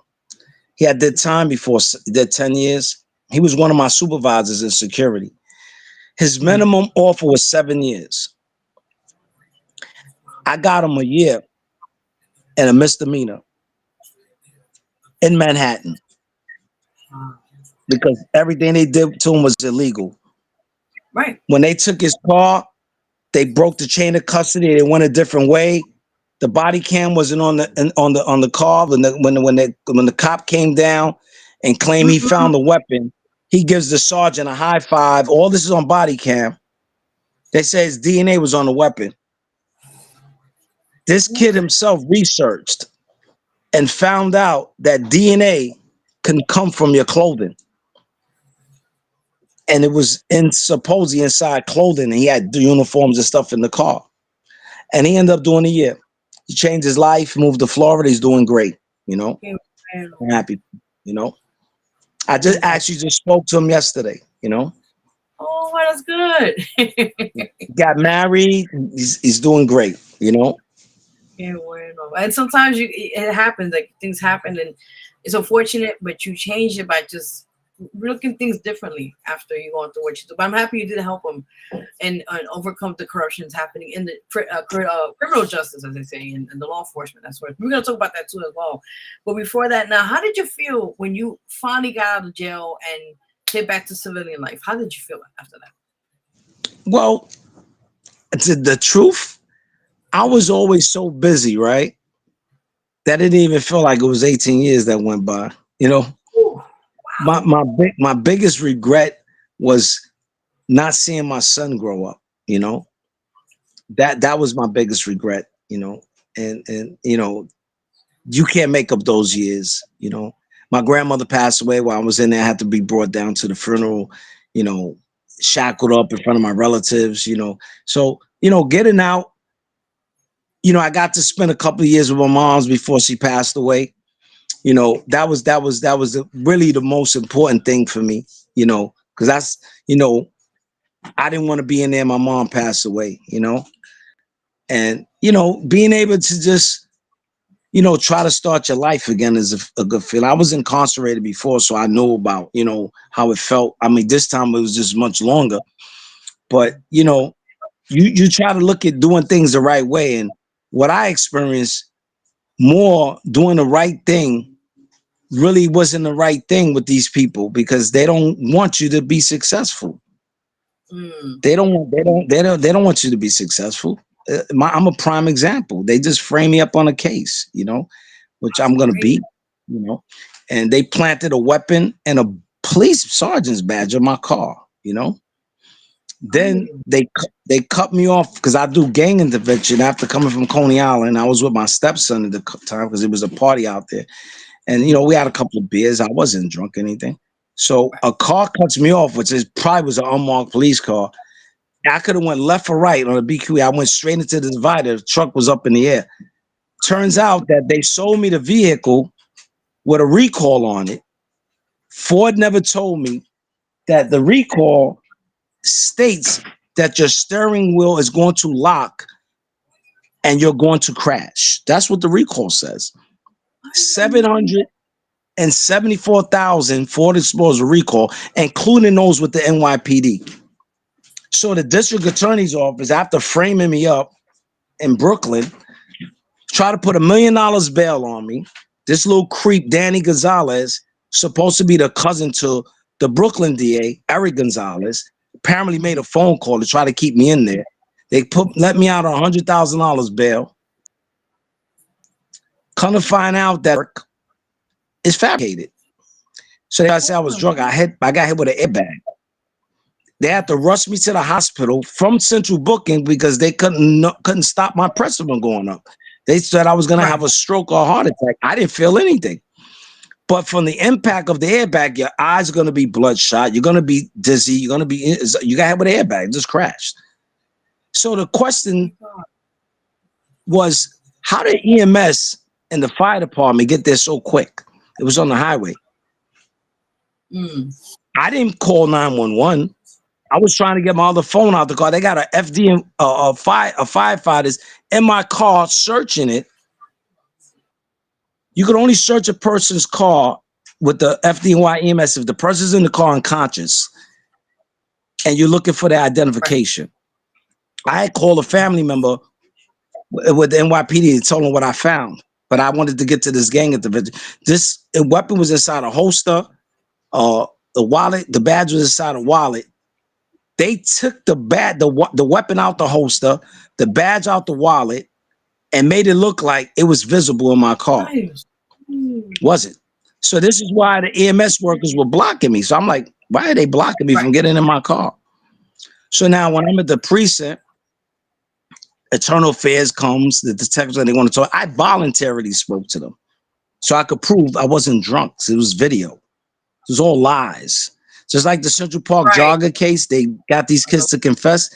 That was the first judge I had on my legal first conviction, Thomas B. Galligan. Case didn't exist. I did 2 years on that case. Didn't exist. Dismissed and sealed. No records exist. Gone. No, this is our criminal justice system. So now this cop testifies in the grand jury. They don't authenticate or even admit the BAC results. They claim that my blood alcohol level was 17%. In order to get an aggravated DWI of having a child in the car under 15 years old, you have to have 18% or higher. The law don't state you can have it at 1% lower, but that's besides the point. My first appearance in court after I was bailed out, they had those reports, those records already. They never turned them over to 43 days after. They went to a judge, blocked me from presenting proposals, documents, anything that I was doing. The recall, all blocked, done. So now the indictment ends up with 9 exhibits. They only authenticated Mark 4 as evidence. You cannot add any document to an indictment unless it's marked as evidence. So the indictment is defective. Indictment's no good. But I go back to court on March 12th. In Brooklyn. I think it's 360 Adams, one of them. Yeah. At GP 11, everybody should go. It's going to be interesting. My attorney, Serena Townsend, the first deputy commissioner that Louis Molina fired. She's my attorney that I hired. And I don't think she likes them too much either after what they did to her. But the bottom line is, how do you allow something like this to continue to happen? Now, the first thing they use against a person with a criminal record is his record. That's the first thing they're going to ask. So how is it that they didn't ask me about one conviction in the grand jury? Right. They didn't ask me one question about no convictions. So somebody knows something was wrong. It's some inside stuff going on. Yeah. And then they didn't use they didn't use the certificates of disposition of my 1983 conviction and 1997 conviction because those cases don't exist. I did a total of 20 years between those two cases. Jesus Christ. So now they don't use none of those documents. And nobody says anything. Nobody this don't exist. This is not real. Like what kind of criminal justice system do we really have? So imagine all the people that don't have the knowledge that I have. Mm-hmm. If they could do it to me, and I know you can't do that because I know how to challenge. So I filed a motion myself. I got the other lawyer off the case, notice of motion for a preliminary injunction and a memorandum of law to dismiss the indictment for what's called a lack of subject matter jurisdiction. The DA's office must have tipped off the judge because the judge, I got the emails to prove it, said the judge was unhappy with me. I really don't care if the judge was unhappy with me. I'm not here to impress the judge. She notified the motion clerk not to bring that motion to her courtroom. I want to see how she's going to explain that. Because had that motion went to her courtroom, whether she let me proceed pro se or not, once she seen the documents in there, she would have had to throw the case out. Because there was enough documents. Huh? No, so I'm just going to add real quickly to that. I think it's a lot of corruption, like you mentioned, a lot of red tape that's been happening. What'd you say? And like you said, you know you're right. You already legally know what's going on in the court system, especially in that sense, and they trying to brush it over. That's what it is. Because they wasn't expecting me to be able to come back at them. They thought I was going to take a plea. Because the lawyer kept telling me, oh, you want to consider a plea? I said, a plea to what? They're offering a plea. I'm not taking a plea. You take a plea. So I told him, I said, what, time serve? He's, oh, let me talk to them. You're going to give me time serve on a weapon? Really? Crazy. Wow. Like this is a joke, you know? So I know that it was the lawyer who tipped them off about my criminal record because I showed them documents that when I was going to go on the grand jury, that I was going to be able to blow them up and I had copies to give to the grand jury. So before I testified, he meets with the supervising prosecutor because he worked at the assistant district attorney's over in Brooklyn before. He says, oh, they're probably not going to ask you about your record. Is he psychic? Like, how do you just know that? So I told him afterwards, I said, I know you told them. That's why I told you to see what you was going to do. That's how I knew he was no good. And when they blocked me from presenting my documents, we're walking out the courtroom. He goes, this is an appellate issue. The only time is it really an appellate issue, really, if you're gonna go to trial and get convicted, then you could come back on appeal. So you basically telling me, oh, the fix is in, you're going down. Yeah, okay. You might have did it to me when I was younger. You ain't gonna do it to me now. It ain't gonna happen again. Right. Ain't gonna happen. I know too much about the law to tell you. First of all, when I went to my first appearance in criminal court, the criminal procedure law 245.20 is automatic discovery, something that the governor right now is trying to change, talking about too many people get off on technicalities. Maybe if these prosecutors did the job the right way, you wouldn't have all these issues. So you want to change it and make it easier for them to do what they do, and that's illegal. They were supposed to give me the name of the firefighter, all the EMS workers, the sergeant that the badge was under, and the blood work. They didn't give me anything. That's a violation that would fall under a leading case called Brady versus Maryland, where there's exculpatory evidence that you don't have to prove innocence or guilt. If they withheld evidence or any documents that's favorable, they have to throw the case out. So the case is no good. So what they want to do now is they wanted to pretend that they had a case, like they was going to have these fake hearings. So the lawyer files a motion after the indictment to dismiss the indictment. How you file the oral motion with no documents? So before you go to trial, you get hearings, you file what's called an ominous motion. He files an oral ominous motion. It's about the district attorney's office agree to all the hearings. Still don't even know what the hearings are that they granted. So last time I went to court and I had a new attorney. The judge calls me up to the bench with my lawyer and the DA and tells me, you're going to come in with a lawyer right before your hearings. You got all these adjournments and I'm going to let you get away with it this time. But the next time I'm going to make you stay with the first lawyer. So my lawyer goes, that's not going to happen. But she told me before, she's just, be quiet, don't say anything. So she asks the prosecutor, are you ready to proceed with hearings? Oh, yes, Your Honor, we're ready. Mhm. She says, asks my lawyer, Miss Townsend, are you ready to, I gather you're not ready to proceed. She says, no, Your Honor, I need about 8 weeks, maybe even longer. So I walk away. I says, well, I don't even know what the hearings are. Nobody showed me anything. I still haven't even seen the decision from the court. Whoa. So prior to that, I put a request because they suspended my license. I had an appeal in the DMV since August, nothing yet. I put in for a modification. I asked the judge, I said, when they suspended my license in criminal court, the judge said I could put it for a modification. So I told the judge, she go, oh, it's not in my scope to give you a modification. So you're just going to leave my license suspended for a year. Recently, and then when I put that in, the DA's office had requested my medical records and my stepson's medical records. The judge tells him, I can't give you the defendant's medical records unless he goes to trial because there's HIPAA laws. So how did they give him my stepson's medical records without his parental consent? Because his mother and father didn't consent to it. He was 12 years old at the time. He's autistic. They sent him a letter from the DA's office telling him to contact the crime victims unit. Then send it to his mother, his father, send it to him. But he's a minor, yeah. And they questioned him at the scene. Just recently, not too long ago, he was home. His mother had went out. I wasn't there because they put order of protection. Right. They went to the house at 11:30, 12 to 11:30 at night, banging on the door with a picture of one of my brothers. Told me they were looking for my brother. Mildred said, no, they were looking for you. Turns out they asked him if he saw me. He says, no, he don't live here. He don't live there anymore. He says, well, you don't know where he is? He says, no, I don't know where he is. They said, is he your father or your stepfather? He said, oh, he's my father. He leave. They go to one of my brother's neighbors, show the picture. Turns out my brother was in the hospital the whole time. He turns himself in. He goes to court. It's a picture of another person. The judge lets him go. The cops question him. Oh, have you seen your brother? He says, no, I haven't seen him. They says, well, where is he? He said, I don't know where he is. And if I did, I'm not going to tell you. Then I have a niece, unfortunately, gets caught up in the case. No identification, fabricated identification. She's on Rikers Island at the time for like 2 years.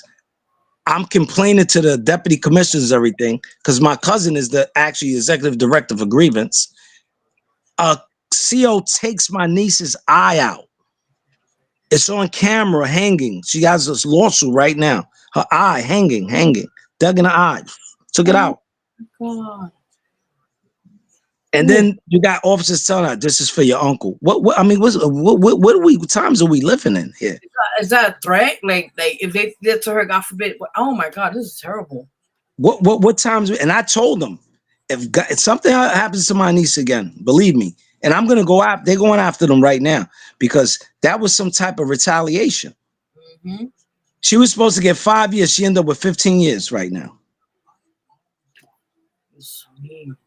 And I chased 2 of the lawyers off her case because they wanted her to plead guilty to a case where they claim she assaulted some guy. This kid was her sister's baby's father. He basically kidnapped them in the apartment. This kid's selling drugs all wherever you want to sell drugs. He ain't no saint, you know.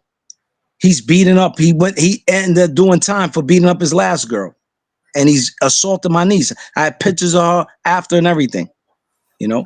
I mean, it just to show, how the double standard of the system. And I told her lawyer, they had NYPD cameras right there. You will see that the person that they said that was my niece, there was no positive identification. The person had a mask on.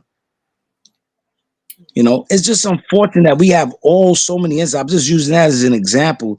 And we can continue to, look and reflect back upon, going to talk all this crap, but what they're going to do, they're going to do nothing but the same thing they've been doing.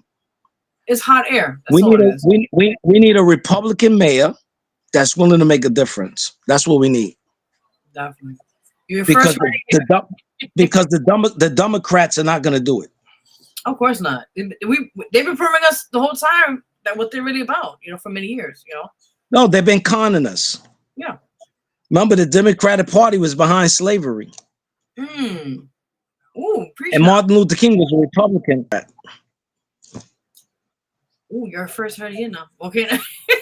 Let's speak the truth now, because hey, listen, they gotta know. They gotta know. It's the truth, I mean, like I'm saying, I'm not saying every Democrat is bad. Don't get me wrong. That's not what I'm saying. I'm just saying that instead of them stepping up and doing the right thing, every city council member knows what happened with my proposals on Rikers Island. They did absolutely nothing. Nothing. Every last one of them knows. Every last one was notified. Did nothing. They let Louis Molina resign. Eric gave him another cushy job. So it's funny that the first person in his administration to get arrested and indicted for the straw donations was Robert Eulich, who was a Republican councilman, and he became the commissioner of Department of Buildings. He got caught up in the kickback, the bribery schemes. But one of his co-defendants' daughter ended up getting a job, part of that deal on Rikers Island. They had a phone conversation of him calling Louis Molina, talking about this is coming from the big guy. Why Louis Molina didn't get indicted? Nobody talks about Louis Molina. Questions with that, yeah. Why is he being protected? Is he the mole in the Adams administration? Because everybody else going down except for him. I put a complaint to the Department of Justice, which is a federal offense. They ain't do nothing to him. Frances Torres was the deputy commissioner of program. She got promoted to first deputy commissioner. And she's the only lasting deputy commissioner from the prior administration. How did they keep her? At the time, Carlina Rivera and the Criminal Justice Committee on the City Council was investigating her department because they couldn't account for $20 million during COVID. For money that was paid to all the organizations. What happened to that investigation? And how did they keep her and got rid of all the other 12 deputy commissioners? Why did they keep her? So I asked this little character, Danny Gonzalez, how did they keep her? Oh, she's a Latina. No, that wasn't why. It's a little bit more than that. Because if she was that bright, she could fix Rikers Island, right? There you go. Yeah, you're right about that. You kept her from the prior administration. Why she ain't commissioner? She should be able to fix Rikers Island. She got around $20 million. Politics. It's a lie. And I'm just going to add to that with Carlina, because she's actually from down here, as you know, our city council here in District 2.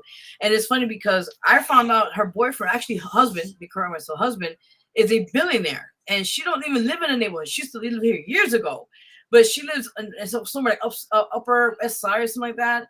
And if I'm not mistaken, I heard there was some other stuff going on where she has one of the apartments here in the Lower East Side. In NYCHA, she has an apartment there and not even living there. I didn't know that. Yeah, I got some tea on that too. So I was like, how you basically conning, you basically the people out here, and then you're supposed to represent our people here, but you're not. There's so much behind the scenes, but yeah, that's what I'm throwing in there for you. But that's interesting, Yeah. It's like how she got away with murder, and then there's people out there in these apartments, and there's vacant apartments out here and around this area, and there's people there in the shelters for years, and still waiting in the waiting list to get an apartment. There's so much going on. The shelter system and New York City housing, and again in Rikers Island, is all mismanaged. Yes. That's the problem. It's all mismanaged. If I was the commissioner of the new Department of Change, I probably could fix it all by myself. There you go. One person can do it. That's how you never know, man. You never know. The commissioner of the Change Department. No, you're right about that.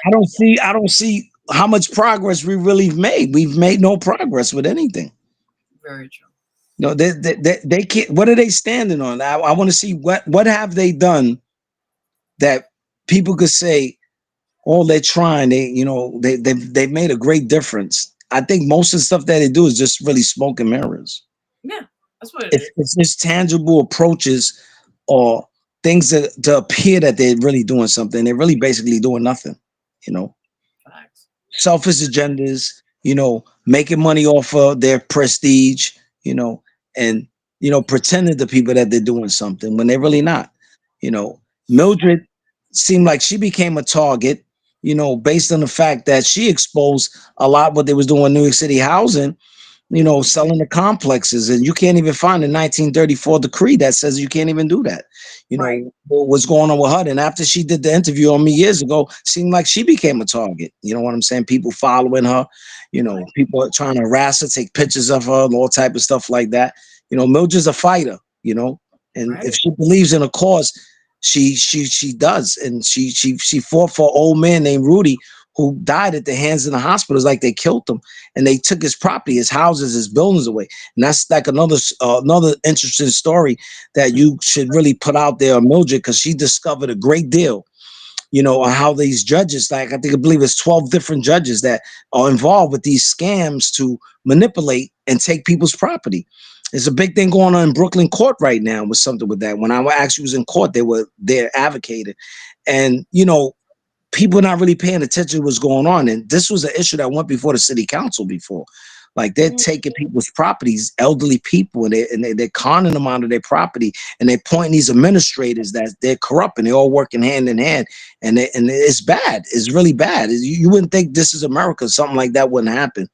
Especially in New York City, a place like New York City is so fast moving. It's becoming the haven of corruption. And who do we trust?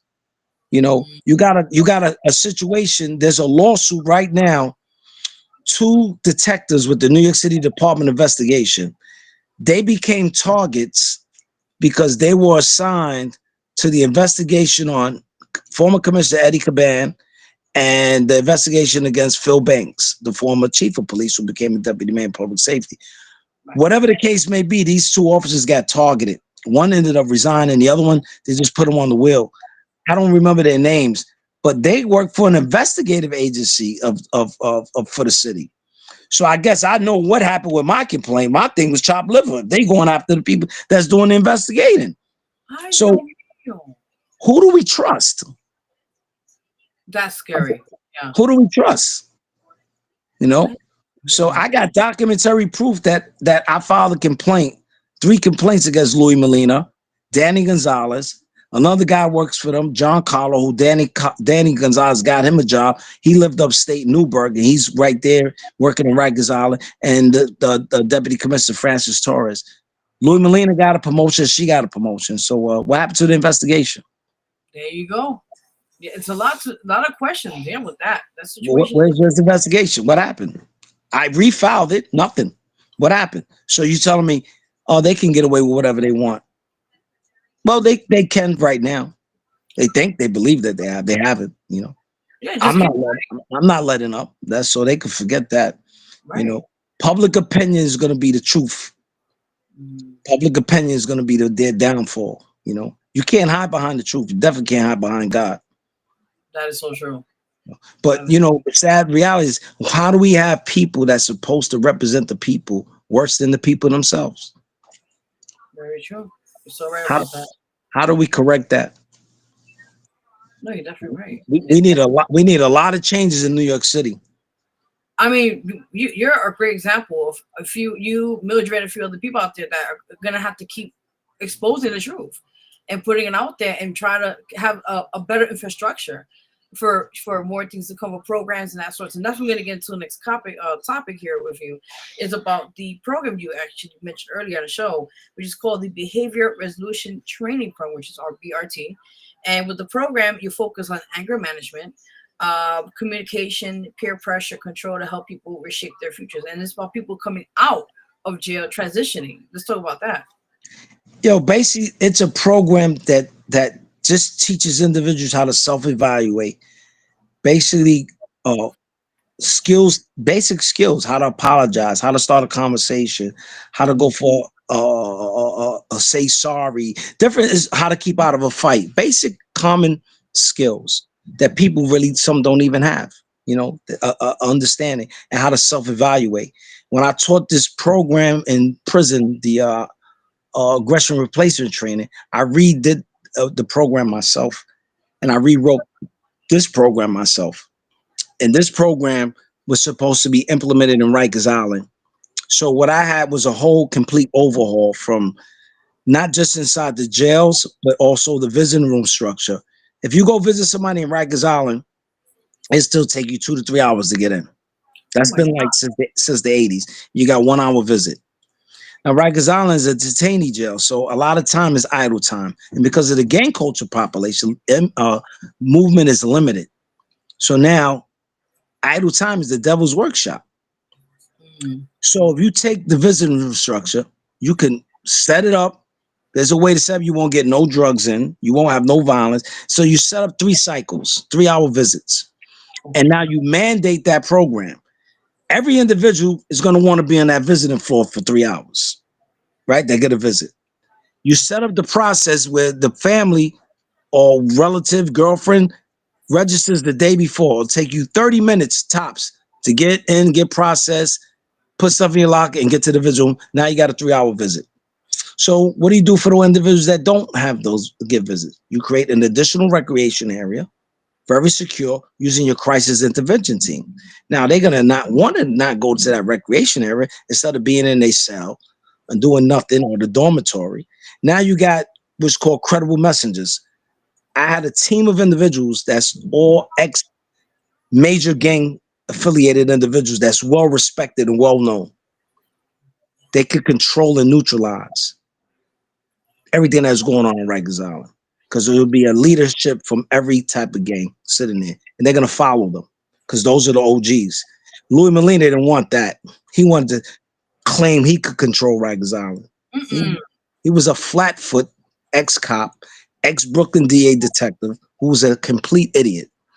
And I'm going to say that against Roy Reagan. He's a complete idiot. He's a buffoon. He's an idiot. You heard it first here. So that program was just one of few. One of my other partners, Michael Bernard, designed the IT program to teach individuals how to take down computer systems and install computer systems. We had a barbershop training program. We had like 7 different programs that we were going to implement in Rikers Island. So what they did was con me and everybody to do these fake presentations on Rikers Island. What they was doing was soliciting information and trying to get as much information they can, because they wanted to put our programs in Rikers, but they didn't want to give us the contract, which was for 4 years, was 24 million. We could have got it for 4 years for 40 million. We did it for less. They never put us in. They tried to get me to do a collaboration with Exodus Transitional Community, where Julio Modena is the founder. He just got indicted, unfortunately, with this shelter owner, this Asian lady, and the security company. And this guy, Danny Gonzalez, was trying to get me to do a collaboration. We was in Puerto Rico in 2021, I believe, whatever, right before the administration came in. I told Julio, don't trust these people. They all ex-cops. I might be trying to get him, but I don't trust them. And now he's indicted. And so the Asian lady, they wanted me to do a consulting deal with the security company and with the lady with the program, the shelters. They said, oh, it'll be easier, Louis, it'll be easier for them to give you the contract on the Exodus. These guys are anti-ex-offender. They thought, but if they would have got me in there, they would have killed 2 birds with 1 stone. They would have jammed me up and they would have had all my programs. They eliminated all the ex-offender programs. They cleared a budget for like 22 million. And all they was doing was hiring their buddies. They didn't come in with any programs. They were using 2 of mine. There's proof. I'm not making it up. And not to cut you off, but they didn't give you no credit, nothing because of this? Absolutely nothing. Oh my God. That's horrible. I'm sorry. No, that's okay. That's fine. They're gonna answer to it. Okay. That's good. They did themselves injustice. They just proved that they don't know what they're doing, and that they conned the city and everybody else like they knew what they was doing. If they knew what they was doing, they wouldn't have all the problems that they were having. Very true. Very true. They don't know what they didn't know what they were doing. They tried to run the city on fake reputations, and running the city and being a cop is 2 different things. It's a whole different ball game, So basically, what can you say happened different from 3 years to now that we could say the city's better off? I honestly, I think it's been the same. To be honest with you, yeah, I don't see anything that's really changed much, you know, yeah, other than it's less people wearing masks after COVID. yeah. That's true. And then the fact I know we heard about that recently. They were trying to actually take down Rikers Island and shut it down for good. Actually, I heard about that. Yeah, but it's not gonna happen. Yeah. How you gonna close Rikers Island? The population is over 7,000. They already said that they're not gonna meet the 2027 goal to have these jails done, which they knew that from the beginning. By the time 2027 comes, the population will probably be 10,000. And the four city jails, when they're done, they only hold 3,500 inmates. Wow. So how you gonna close Rikers? Right. But you're gonna deport everybody to another country? Ooh, that's crazy. But I'm trying to figure out what's the exit plan.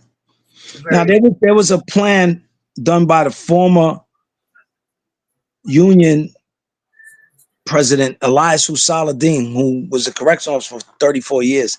He designed a plan to build 4 jails on Rikers, and I think 3 additional buildings, a recreational building, a vocational, a hospital. I mean, a really great plan. One of the most impressive plans I've seen so far. At like $4.3 billion, right?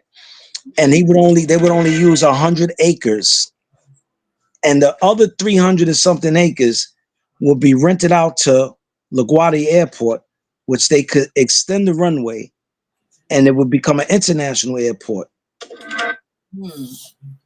It would bring the city $17 billion a year. Wow, that's not bad at all, actually. Yeah. So why didn't they take that plan? Wasn't cost effective. They rather take $10.5 billion to build 4 jails. We was just on about that. Yep. Which everything in that plan, I'm gonna send it to you so you can see it. Okay. But that plan is very impressive. And this was a guy that was interviewed for the commissioner's job, who should have actually been the commissioner. But they select what they want. That's what it is. No, that was a political move. The guy Danny Gonzalez was able to get Louis Molina in, Eddie Cabanas, NYPD commissioner, and Anthony Miranda as sheriff. He called himself creating diversity by getting the first Latinos to hold that position, which I don't disagree with that. But was it really a plan to just get in and get information and help Andrew Cuomo become mayor and get back at Eric Adams? For Eric went against Andrew Cuomo when he was going through his problems, and he said that the king got to go. He should be impeached. That was a dumb move. So this guy Danny was the peacemaker. He made the peace. So Eric put his guards down. That's probably the main guy that sabotaged him. Cuomo's a seasoned veteran politician. This guy was born into politics. Right. Slick, paybacks. Why, when he first started running, ask this question. He said, I won't run against Eric Adams unless he resigns. They thought Eric was going to resign. He didn't resign. The reason Eric didn't resign, he wasn't guilty. He doesn't take money. That was all a hoax. I'm telling you, the guy's not corrupt. Contrary to my personal beliefs on other things, he doesn't take money. Wow. The case was a circumstantial case. Everybody they went after him in his administration, probably nothing's really going to happen to anybody. It's a witch hunt. It was just to get him to resign and for. But he's a fighter. He's not going to bend. Right. The Trump administration made sure the case got dismissed because the case was based on testimony from his former aide, who initially said that he didn't know about any of that.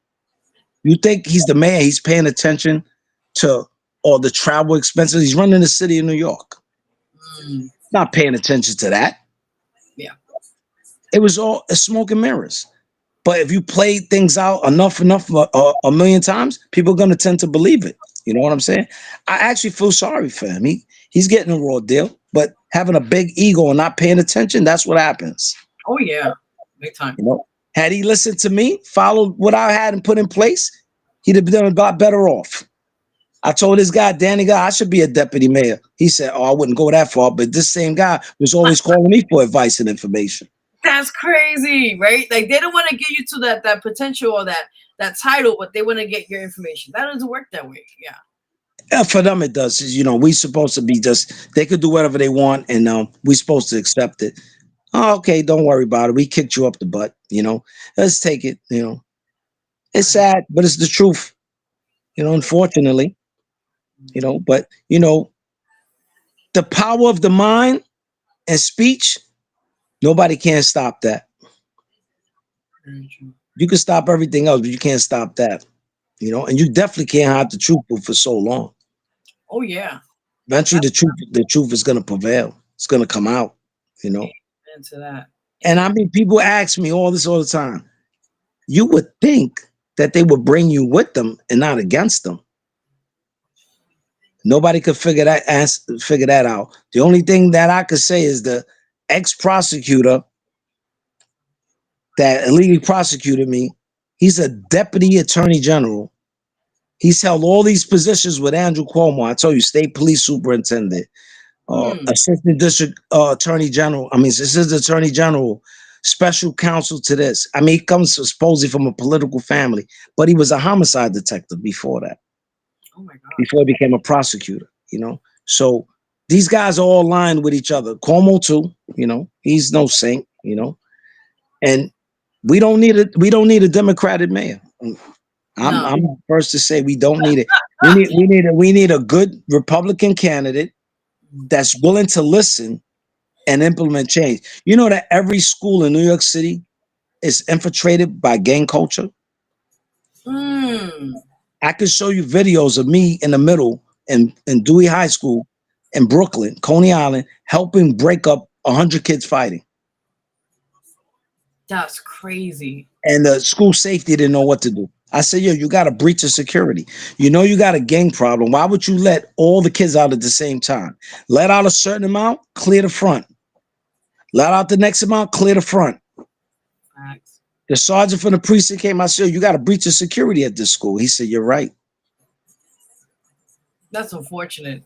It's just unfortunate how like you said, they already at a young age having these kids a certain way. So then you said remember, think about it, how the schools have a school bus, the jails have their own buses. How you see like the similarity of it? The lunchroom is similar, the jail lunchroom is similar, and then you have a structure. It's very, people don't see that, but it's true. It's pre-indoctrination. Right. Even a New York City housing complex is structured like a jail. It is. Black bars, 2 exits with numbers like the jail, like the prison staircases, and a basketball court like a prison yard. Very true. Very true. Years ago, in the dictionary, old dictionary, the word project, one of the meanings was a scheme, something put together. Oh, wow. And remember, they used to always say the New York City projects. They didn't use say complexes.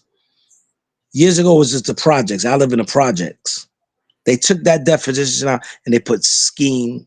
They put complex. Oh, okay. If you look at every complex, if you're in a helicopter, every building could be knocked out in less than 5 minutes if it got hit with a missile or whatever by the military, right? But if you're on the top floor, how you going to get down to the bottom? If I called you to tell you to get down, you're not going to be able to get down. So everybody's congested and trapped in an environment that's a concentrated environment. It's a controlled environment. It is. So you don't bring anything positive in that environment. You keep it docile. You keep it in a certain way. You keep the vibe. I showed Eric Adams a way you could create a New York City department for security guards, right? He said, where you gonna get the money? I said, you got the money already. He said, where? I said, the $2 billion that you'll pay every year on the same repairs. I said, you could gate every New York City housing project and put 24-hour security. You don't have to worry about gang culture, drugs, nothing. It's a gated community now. You can fix New York City housing. They don't want to fix it. No, big time. You already know. They don't want to fix it. If they wanted to fix it, it would have been done already. All these problems that they have are just pre-existing problems that was with the prior administration and the one before that. So when we gonna get somebody in office that's really gonna make the change, make the difference? So true. Because these same problems, all they doing is spending money every year. They spending billions of dollars on the same thing. So where's the money going? It's not going on the people. It's probably their pockets. If to be honest, I think let's keep it real. I mean, You know what I'm saying? So what are they doing with these billions of dollars that they supposed to be fixing and making changes? Now they're selling New York City housing complexes. yeah, no, we put a stop to that here. Luckily, we in the field of people, we put a stop They to just that. sold one in the Bronx. I'm gonna get the name. They just sold it. They actually relocating the people right now. I know someone. I'm gonna get you the name of the complex. Okay. They've already started relocating the people so they can renovate every apartment. Ay, Dios mío. And they don't know the whole ordeal until they find out later on. Yeah. They think it's a great thing. They getting somebody's language. They're getting fucked over, but yeah. Yeah. And this is what's happening. I'm gonna get you the I don't think is it Pelham houses. I'm not sure. I'm gonna get you the name. Okay. It's in the Bronx. Okay. But they just sold them. Ay, Dios mío. And they're relocating the people because I know one of the persons in their building is the first building. I guess they're putting them in hotels or somewhere till they finish relocation. Right. They get to come back in their apartments in September. Mm-hmm. But I'm gonna get you the information so you could find out. Okay, definitely check it out. Yeah, I'll definitely get that. Okay, I appreciate that. Now you've been talking about this guy for a while, so we're gonna get into that now. I'm gonna show a picture quickly on here. So this is Rikers Island. I try to get this best picture I can. So the topic for this one is Rikers Island, the delays and the corruption. Now we just mentioned about this gentleman here, within let me show you, within the Adams administration and with former corrections of commissioner of New York State and New York City consultant stealing program, like you just mentioned earlier, proposals from the Redemption Development Corporation. Now, I know you talked about it. If you want to reiterate it again, you could do so. But this is a gentleman here. I'm going to add also a side note. I got some research on him. He goes by the name of Luis Molina. Has that right? He was assigned, like you said before, by our mayor, Eric Adams, as of 2021. And he was he was the commissioner of the corrections, as you mentioned. Apparently, he's also articles looking into it that he had a wronging into the FOIL exemption, which revokes the Board of Corrections. From wrong one. Corrections. They're all corrupted too, by the way. Unfettered access to all DOC video footage. You mentioned that before too. He also was stating about the FOIA exempt disclosure of materials that would interfere with law enforcement investigations. Also, there are records stating that about inmate death under investigation by the SCOC, if I said correctly, exemption from disclosure. And basically, he stated here that basically whatever happens on camera, it's not their fault. Basically, he's taking claim that it's unfortunate the deaths that happen to inmates in the jails, but basically they can't do much about it. He's cleaning his hands. Basically, he's covering it up. Right. Yeah. Which is one of the reasons why he fired Serena Townsend, because she was investigating a lot of correctional officers. So the union wanted her out. But you know what's the funny thing about all this? Yeah. Before he got the job, he was the chief of public safety for the Las Vegas Police Department. Wow. Danny Gonzalez, when they first made the deal with me, asked me to do a proposal of all my programs for Louis Molina to go on his interview with Eric Adams. I did the proposal. I got proof that I sent it to him in Las Vegas. I got text messages from him stating 2022, hopefully I make it back. Fingers crossed, let's change the system together. So basically, I got him his job. He went in there, he conned Eric because none of it was his. It was all mine.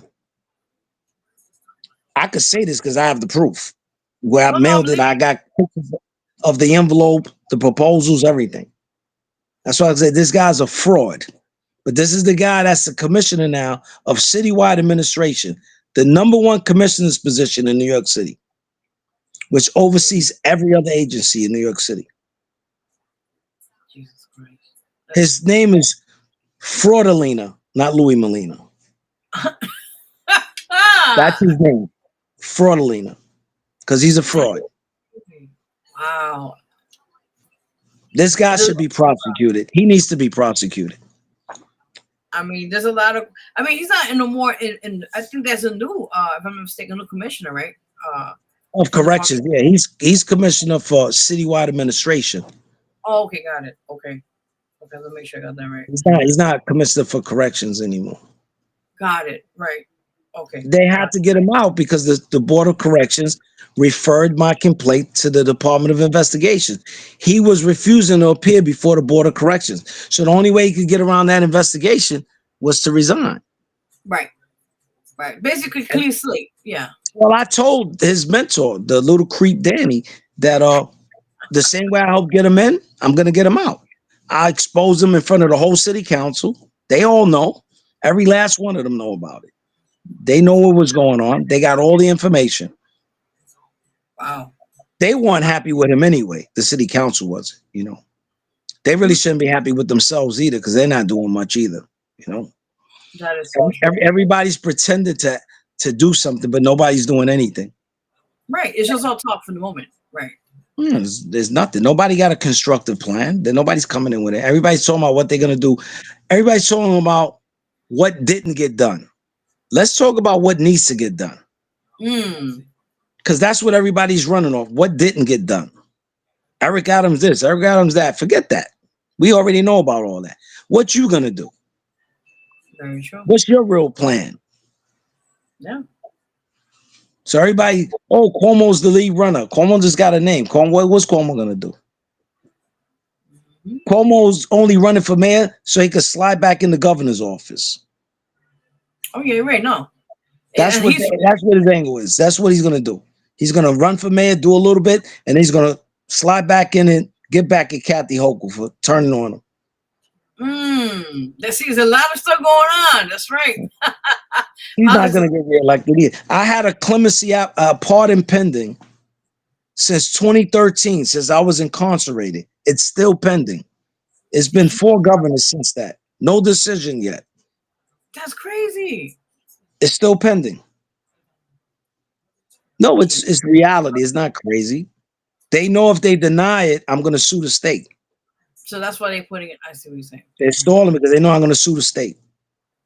Jesus. So they just got it sitting, gathering dust. Right.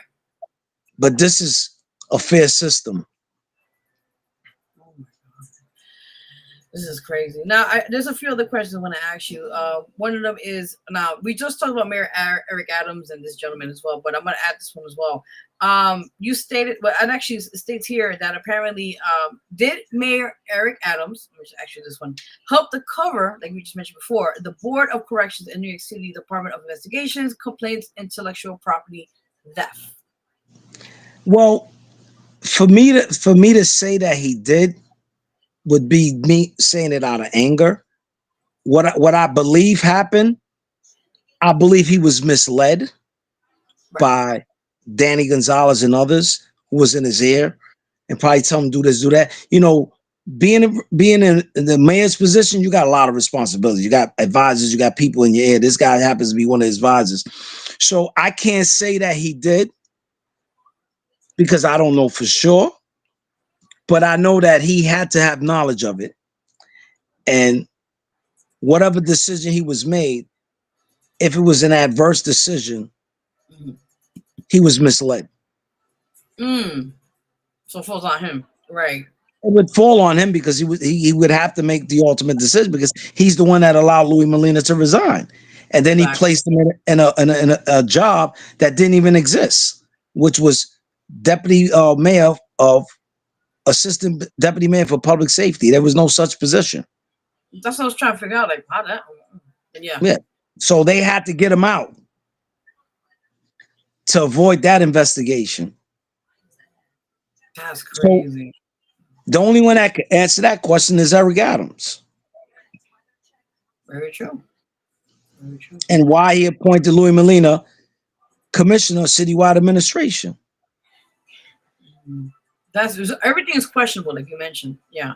He didn't do a good job on Rikers Island. How do you get a promotion? There you go. Well said. Yeah, how do you get involved? You didn't do a good job in Rikers. You was under investigation for intellectual property theft. That's a fact. Me and my team followed the complaints. So how do you promote somebody that's under investigation? Yeah, very true. What's really going on? Well, we're spilling the tea tonight. You already know. Let's let them know who we about, what we gotta tell them, you know what I mean? So Yes. Yeah, you already know. Amen. Yes. Next one to ask you is, why has the Department of Justice, this is a true story now, stalling with criminal charges against them? That's a one. That's a good question. Because they have all the information. So has he been questioned? It's funny that when he was commissioner and the court case against Rikers Island in front of Judge Taylor, people didn't realize that Louis Molina was a assistant special monitor before he was commissioner of corrections. So apparently he already had a relationship dealing with that federal court judge, so maybe he was being protected from something, because it's abundantly clear that he didn't fix Rikers and he definitely stole my proposals. In fact, in New York 1, his first interview with Dean Meminger, he talks about how he was implementing the restrictive housing unit, the hours they're going to be out the cells, and the consultant that they had and all that. What consultant? The only consultant you had was me. The contract was under me and my corporation.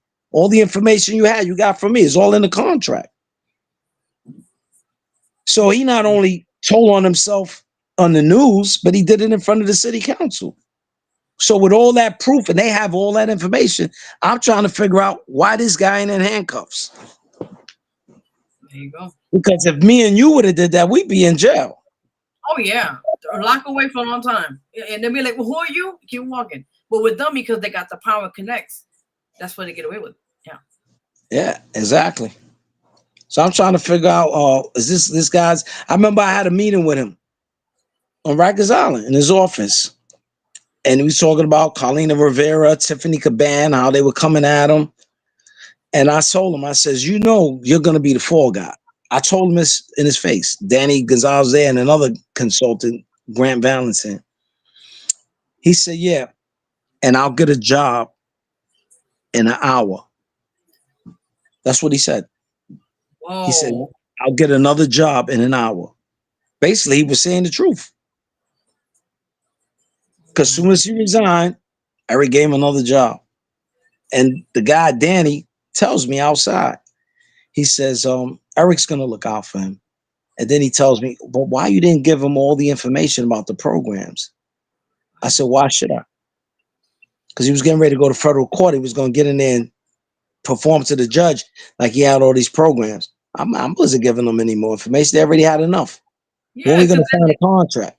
We didn't sign no contract. You still want information.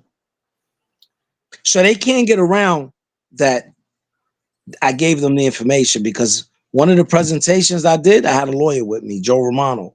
Good. He's a sworn officer of the court. He witnessed what I gave them. That's good. So now anything, you have a witness now. Mm-hmm. Exactly. I mean, I have my team with me, but he's an actual lawyer. So he was there. He's seen everything.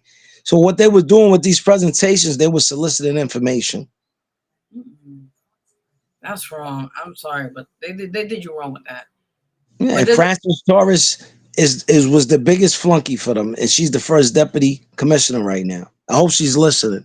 Ooh, you heard for yes. Come on now. It's the truth. These people all need to be exposed. They ain't gonna fix Rikers. They don't know what they're doing. Right. Now, recently, they want to bring back all the ex-offender nonprofit organizations. Because they don't know what they're doing. That is crazy. They should have never took them out. They should never took them out. They don't know how to fix Rikers. You're talking about a problem that you need a dual understanding, not one-sided understanding. You need people that understand that been in there as well to fix that problem. Not steal people's proposals and plans and make it look like you did it. Because they can you get the know? credit and they're right. So who's really the crooks? It's not really about even. We don't want credit. We're not seeking credit. We're trying to do the right thing. We're trying to make a difference. But the more that we try to make a difference, it seems like the worse that it is. You know, I'm never gonna get discouraged. That's never gonna happen. You know, probably when I'm dead and gone, I'll probably still be fighting from inside the grave. Why not? You know. Yeah.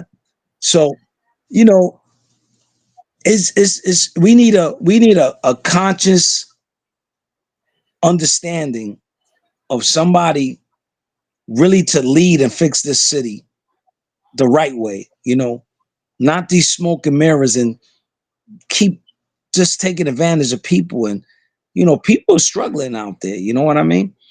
And you need to make a difference. You got like even so much federal money that you could be creating these jobs. And one show on Crash the Industry, and I mentioned the 10,000 jobs. 2 weeks later, Eric's in the Bronx with the armory talking about he got 15,000 apprenticeship jobs. I ain't never heard him talk about apprenticeship jobs his entire that's crazy. time in office. So you just never heard him talk about that. Every time I go public, he runs with something. Eric, I'm not running for mayor. I don't want to be mayor. So I do enough.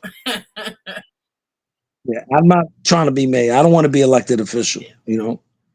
And one time I was going to run for city council. I don't want to do any of that. I could do it better on my own, independently, you know. But hopefully we get people in there that's going to finally make a difference, because I think the city council leadership we got right now is inexperienced. I don't think we have enough elected officials that really understand what change really consists of. They just stuck on what's already there and pre-existing, and they're not even making that better. Very true. Every time you turn around, there's a scandal. Somebody worked in this position and did this, like in the Bronx. The deputy borough president on Vanessa Gibson, and she knows all about what happened to me. And her office, every staff member knows that my vehicle was sold to me in a car dealership in the Bronx that shouldn't have sold it to me with a recall. You think her office investigated? The next thing I heard was her deputy borough president had to resign because the consultant firm she worked for ended up something with the contract in the armory, some crazy stuff like that, conflict of interest. That's horrible. I mean, people do things that they know they ain't supposed to do. Either you really stupid or you just don't really pay attention that there's rules, you know? Now, I'm sorry. Well, Dad, no problem. Now, my next question to ask you is, how do you feel about right now about the prison reform or jail reform, they call it? How do you feel about that? The present form of prison reform? I think the problem with prison jail reform right now is that everybody's trying to do something is really bare minimum. It doesn't really hit the masses. You have to do something on a massive change. If you look at the proposal that I did in the interview that I had with Mildred, and I told you the $500 billion prison reform and urban renewal project, it touches base on every area and it creates jobs. You talking about there's nothing in this country that I ever seen create 65 million jobs. You know, that project alone knocks out unemployment, but it also addresses recidivism. That's prison reform. Okay. Because you're touching every state at 3 different levels: city corrections, state correction, and federal corrections, with effective reentry programs. One of those facilities for telemarketing, asbestos, computer repair, and Braille, books for the blind and visually impaired. Now, these individuals will work at minimum wage, but in a year's time, they will leave prison with not only a skill, but at least $15,000 to $20,000 in a bank account, somewhere to live, and a job. So why you not doing it? Why you don't focus on changing your system when you could start tearing down a lot of these old decapitated jails and stop using your prison system as just a business and then really create rehabilitation? it's like these are things that don't take a brain scientist to figure it out. Is this people don't really want to fix the problems. They keep saying the system is broken to keep getting money allocated. You're sending money to the same places, the same organizations, and they ain't doing anything. They may help a few people, but you need to hit the whole thing in one shot. Like when the United States attacked Iraq, they were shooting new missiles for $1 million, shock and all, right? Well, shock and all your country and change it. Shock the people with a difference. Show people that you're really trying to do something for them. Create jobs, really create jobs. Yeah. If you could create that many jobs throughout the country, you have less crime. You have less problems. More people, some people only commit crimes because they just trying to make a living, not because they really want to be criminals. People just try to survive whatever way they think they could survive. Doesn't mean they really wouldn't want to be a criminal. So a lot of the problems. No, I'm sorry. Go ahead. What'd you say? Sorry. No, I just want to go add to ahead. that too. I mean, a lot of times you see that, when they get out of jail, they always say they have a supposedly a time where they have 6 months to go back in. And that's what you mentioned will be great because it will help them to not have that same cycle going back to the system, in that sense. The plans that I have, it's really what they already done.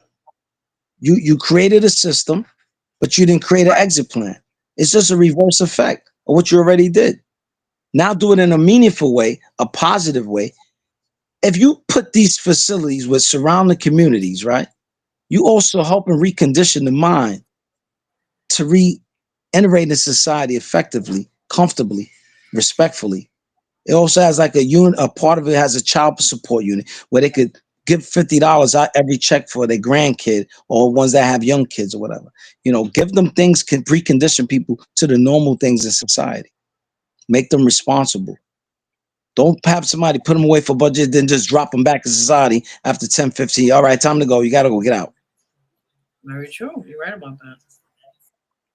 You expect somebody to go from a abnormal, not normal situation to a normal situation and be perfectly normal.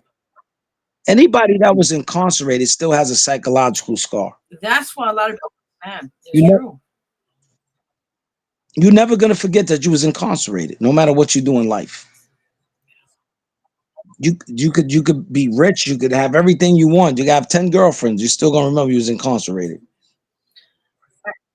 So that's somewhat of a damaged mind, somewhat, but I'm not going to say a damaged population, but you still have issues that will reflect that. You're going to remember that. So why not help fix that? Why not help people come back to society the right way?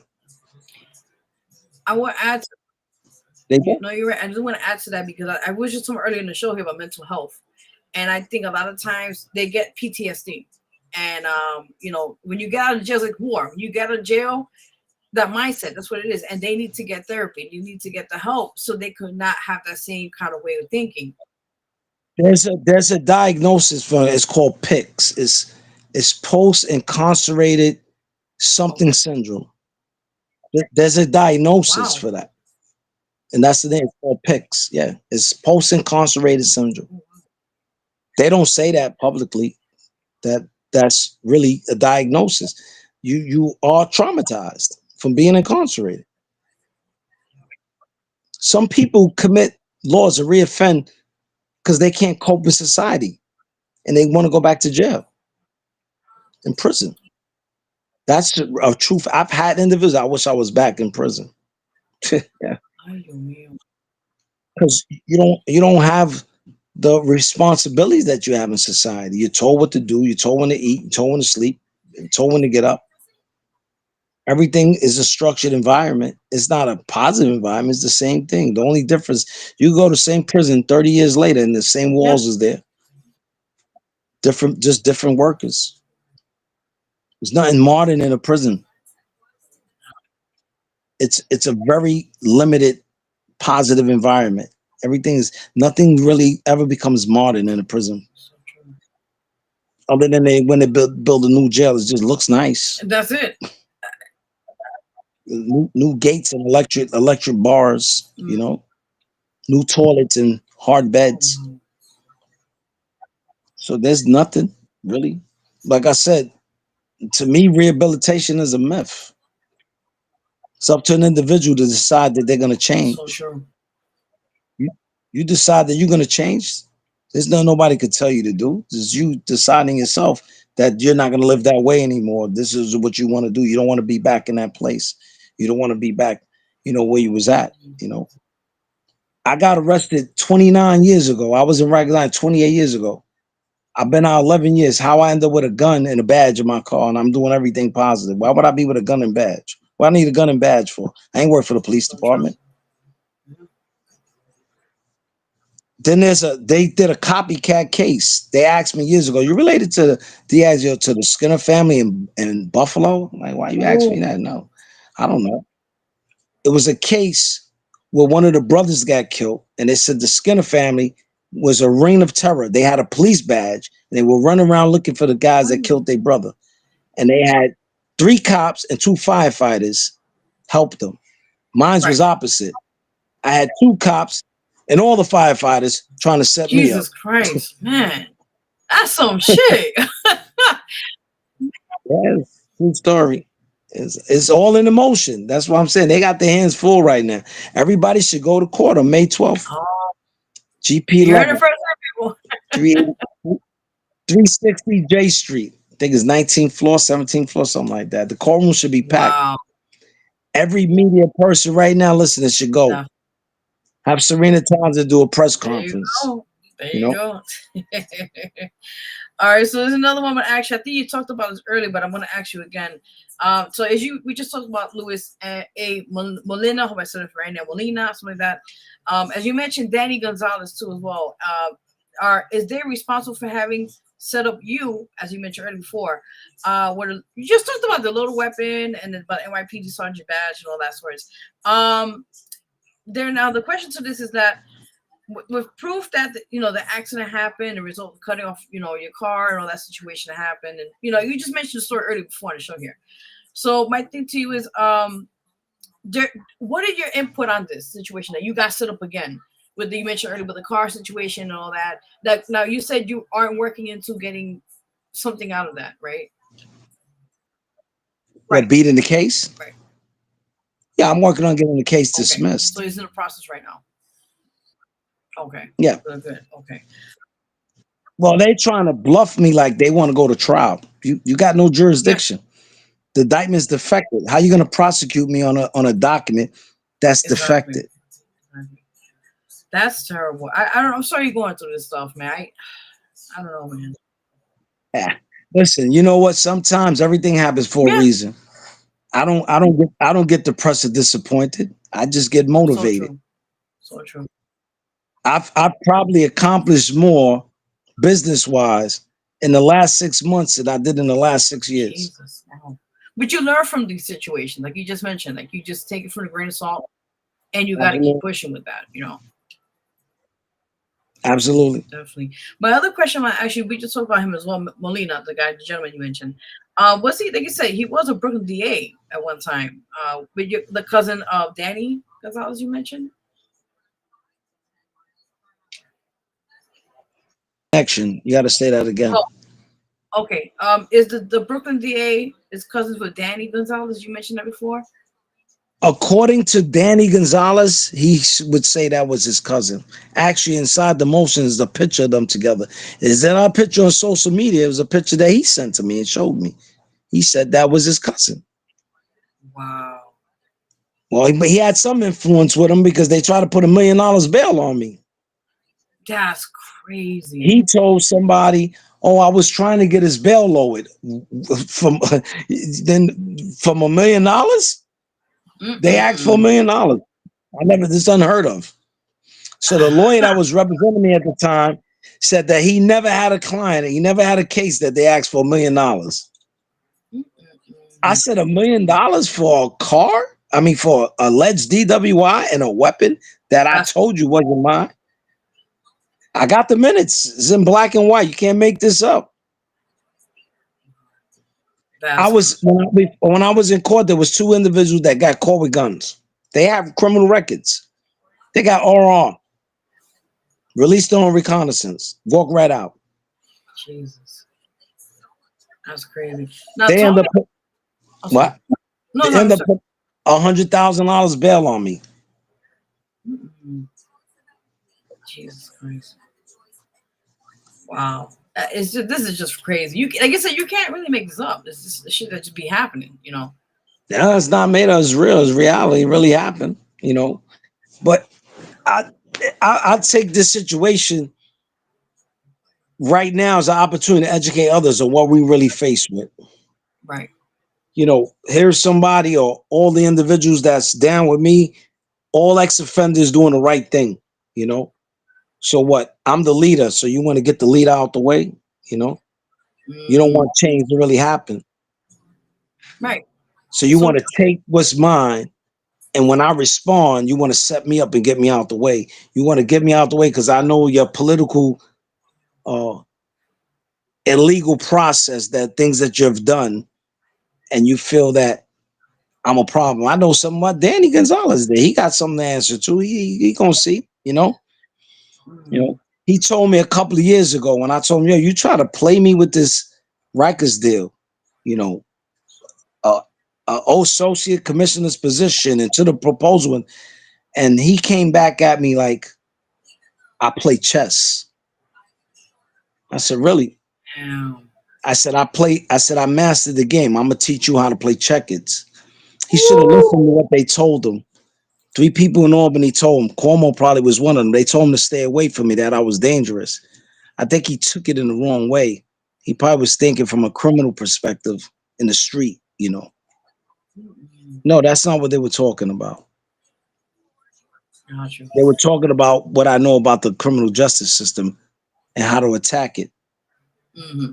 There's only 18 states that have this same grand jury process. It's outlawed in more than half of this country because they use it illegally.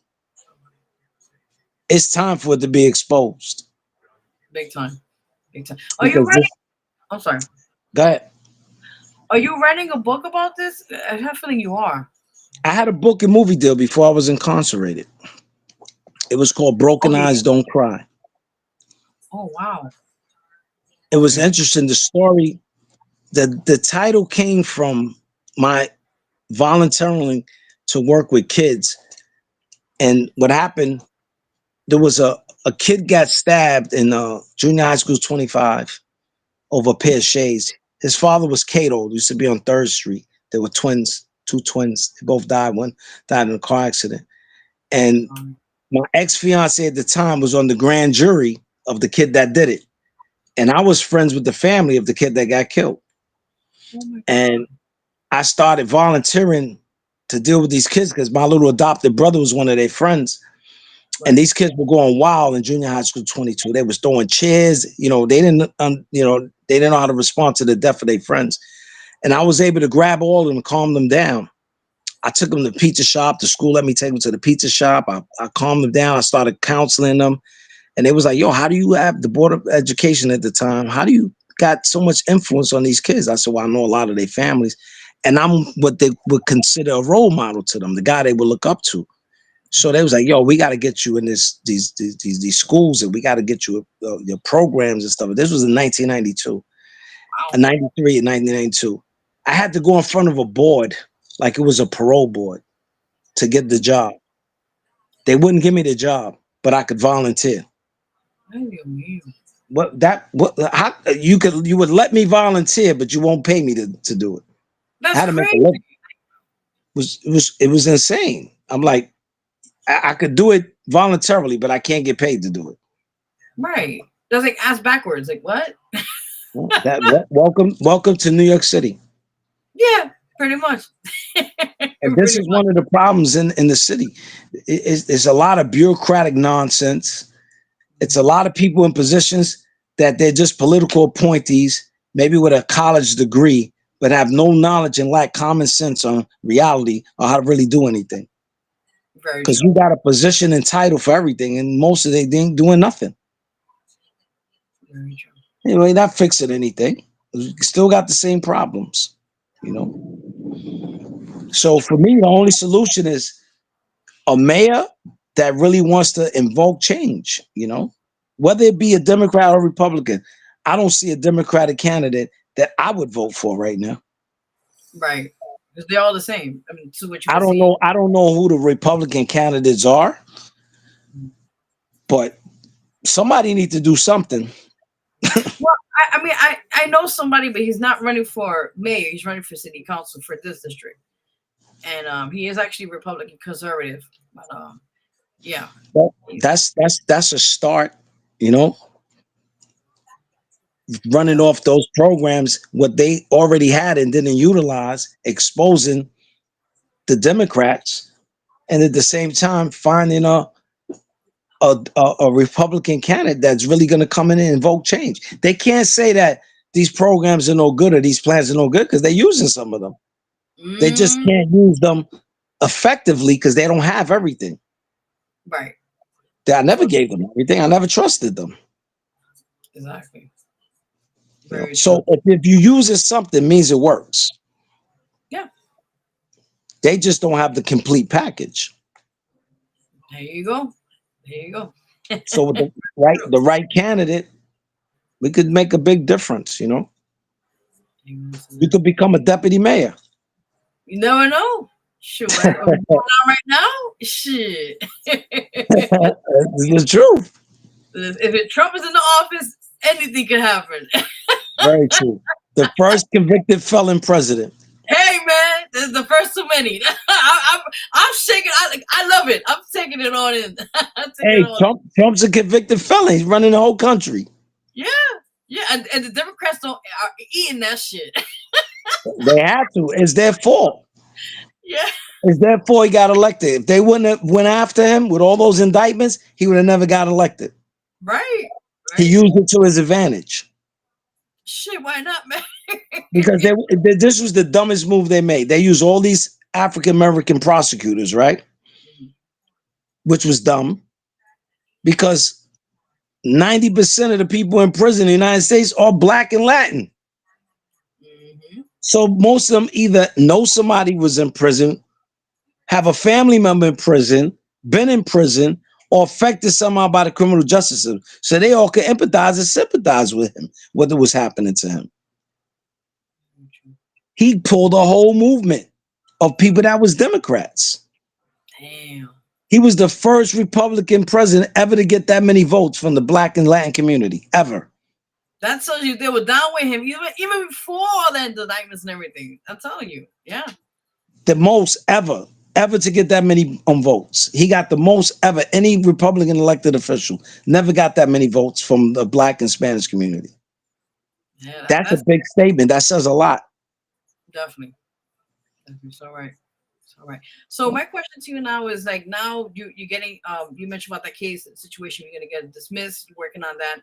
What other things you're working on for this year as a project or anything that you're working on? Well, I'm basically doing, some stuff with real estate, and I have other programs that I'm going to implement at a later time. I don't want to put all of them out there right now because, they're in their beginning stages, and I don't want them to be compromised, but when I do get them at the level that I need to get them, I'll definitely come back on the show and express everything to you public so people are aware of what it is and how we're going to definitely make a difference. We're not waiting for no elected officials to make a difference. We're going to make the difference ourselves. Waiting for the elected officials, we'll be old and gone. Exactly. If that even by that time, yeah. That's a fact, for sure. Definitely. Do you have any shout outs you want to give?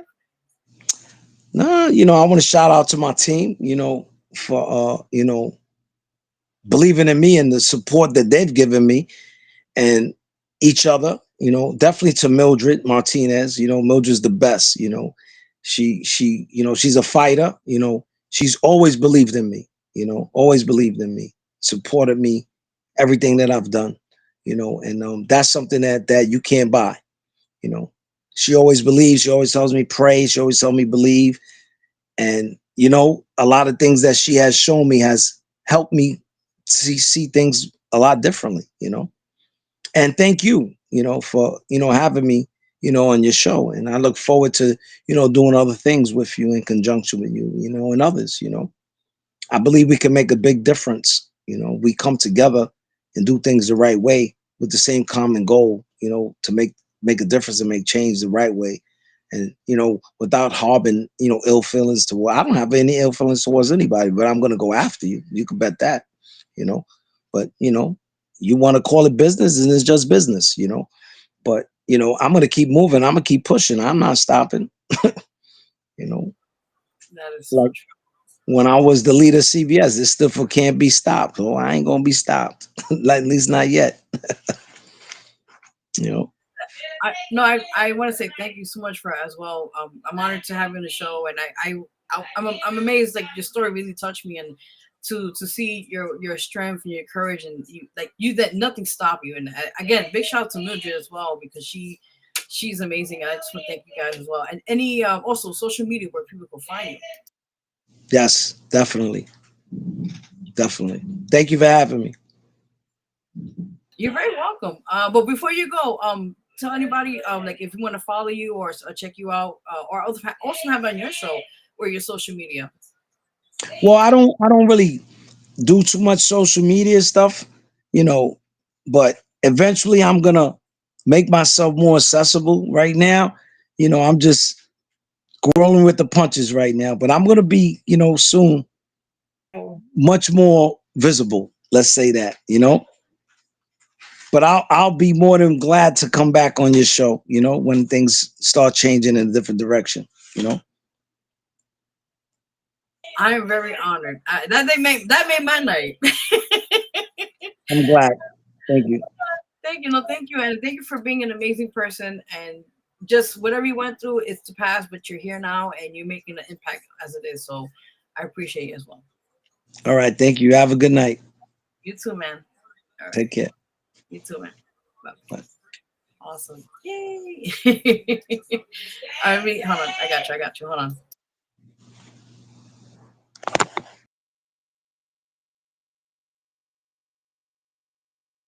All right, guys. That was a great interview, guys. If you get a chance to replay later on, that was the chairman and CEO of Redemption Development Corporation by name of Rodney Skinner. Definitely go support him. Check him out.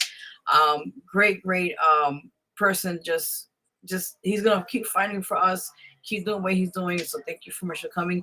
We're waiting. We're gonna try to get back Sean Felder on here in a bit. I know it's just timing and everything was crazy, but we're gonna try to get him back on here in a few minutes. Hopefully, I'm gonna get him back on. If anything, let's take another quick break on the show. And all that said and done. So we're gonna take another quick music break. I'm gonna play a few other tunes on here. And those who are watching, tuning in, thank you for the comments. Let me just play that real quickly on here before we play a music part right now. Big shout out to Jay Funkadelic tuning in as well. Everybody was watching. Ray. Mel, what's up? How you doing? Hey, what's up, brother? Liz, what's up, man? I see you already. Yes. Yes, I want to just answer to you as well. Mel, thank you. All of this is corrupt politics, the work of manipulation. We, the people, get it together before we go under. So true. Definitely. Arms and Camera TV, thank you so much. Definitely, you mentioned church, 100% real. I love that. Thank you so much for your comments, guys. If you have any more comments or questions, you're more than welcome to do so on the chat as we speak right now. It's open. Like I said, we're going to take a quick music break. We're trying to get the other guests on here and hopefully close out the show soon. So with that in mind, again, if you want to follow me quickly on here, you can do so. My Instagram is @official Vero G. You can check me out there. My Instagram, you can, follow. I will follow back. And all that said and done with that. Yes. All right. So we're going to take a quick music break on here on the show. And like I said, just tune in, do what we got to do, and then hopefully get our next guest on here in a bit. So we'll be right back. We'll be right back. This is Furious Styles. Let me replay this one more time. Furious Styles' new joint called Fiesta. I think it'll be out sometime soon. I think it's already out, but just definitely check it out. It's called Fiesta. Really dope. We'll be right back.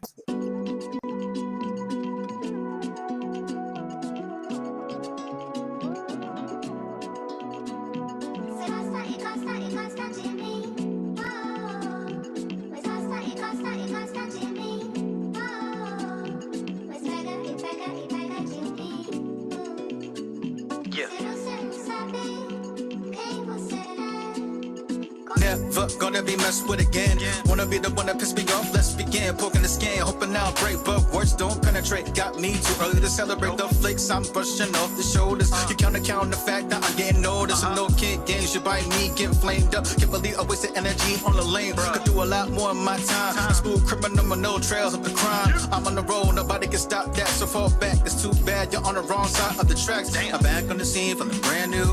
Looking at the world from the rear view. You try to take what I worked so hard for, that my friend is a bad move. Fiesta. Fiesta. Fiesta. Fiesta.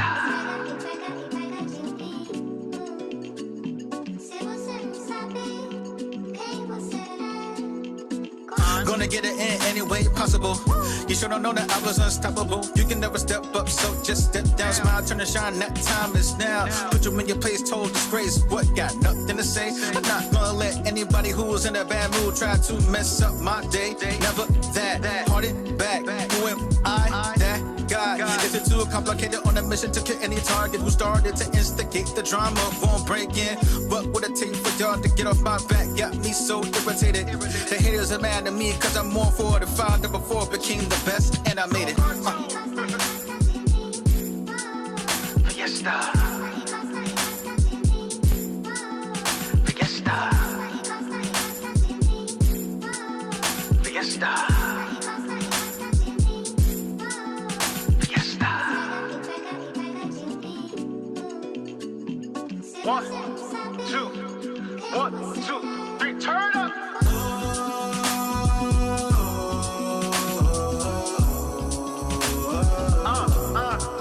Let's go.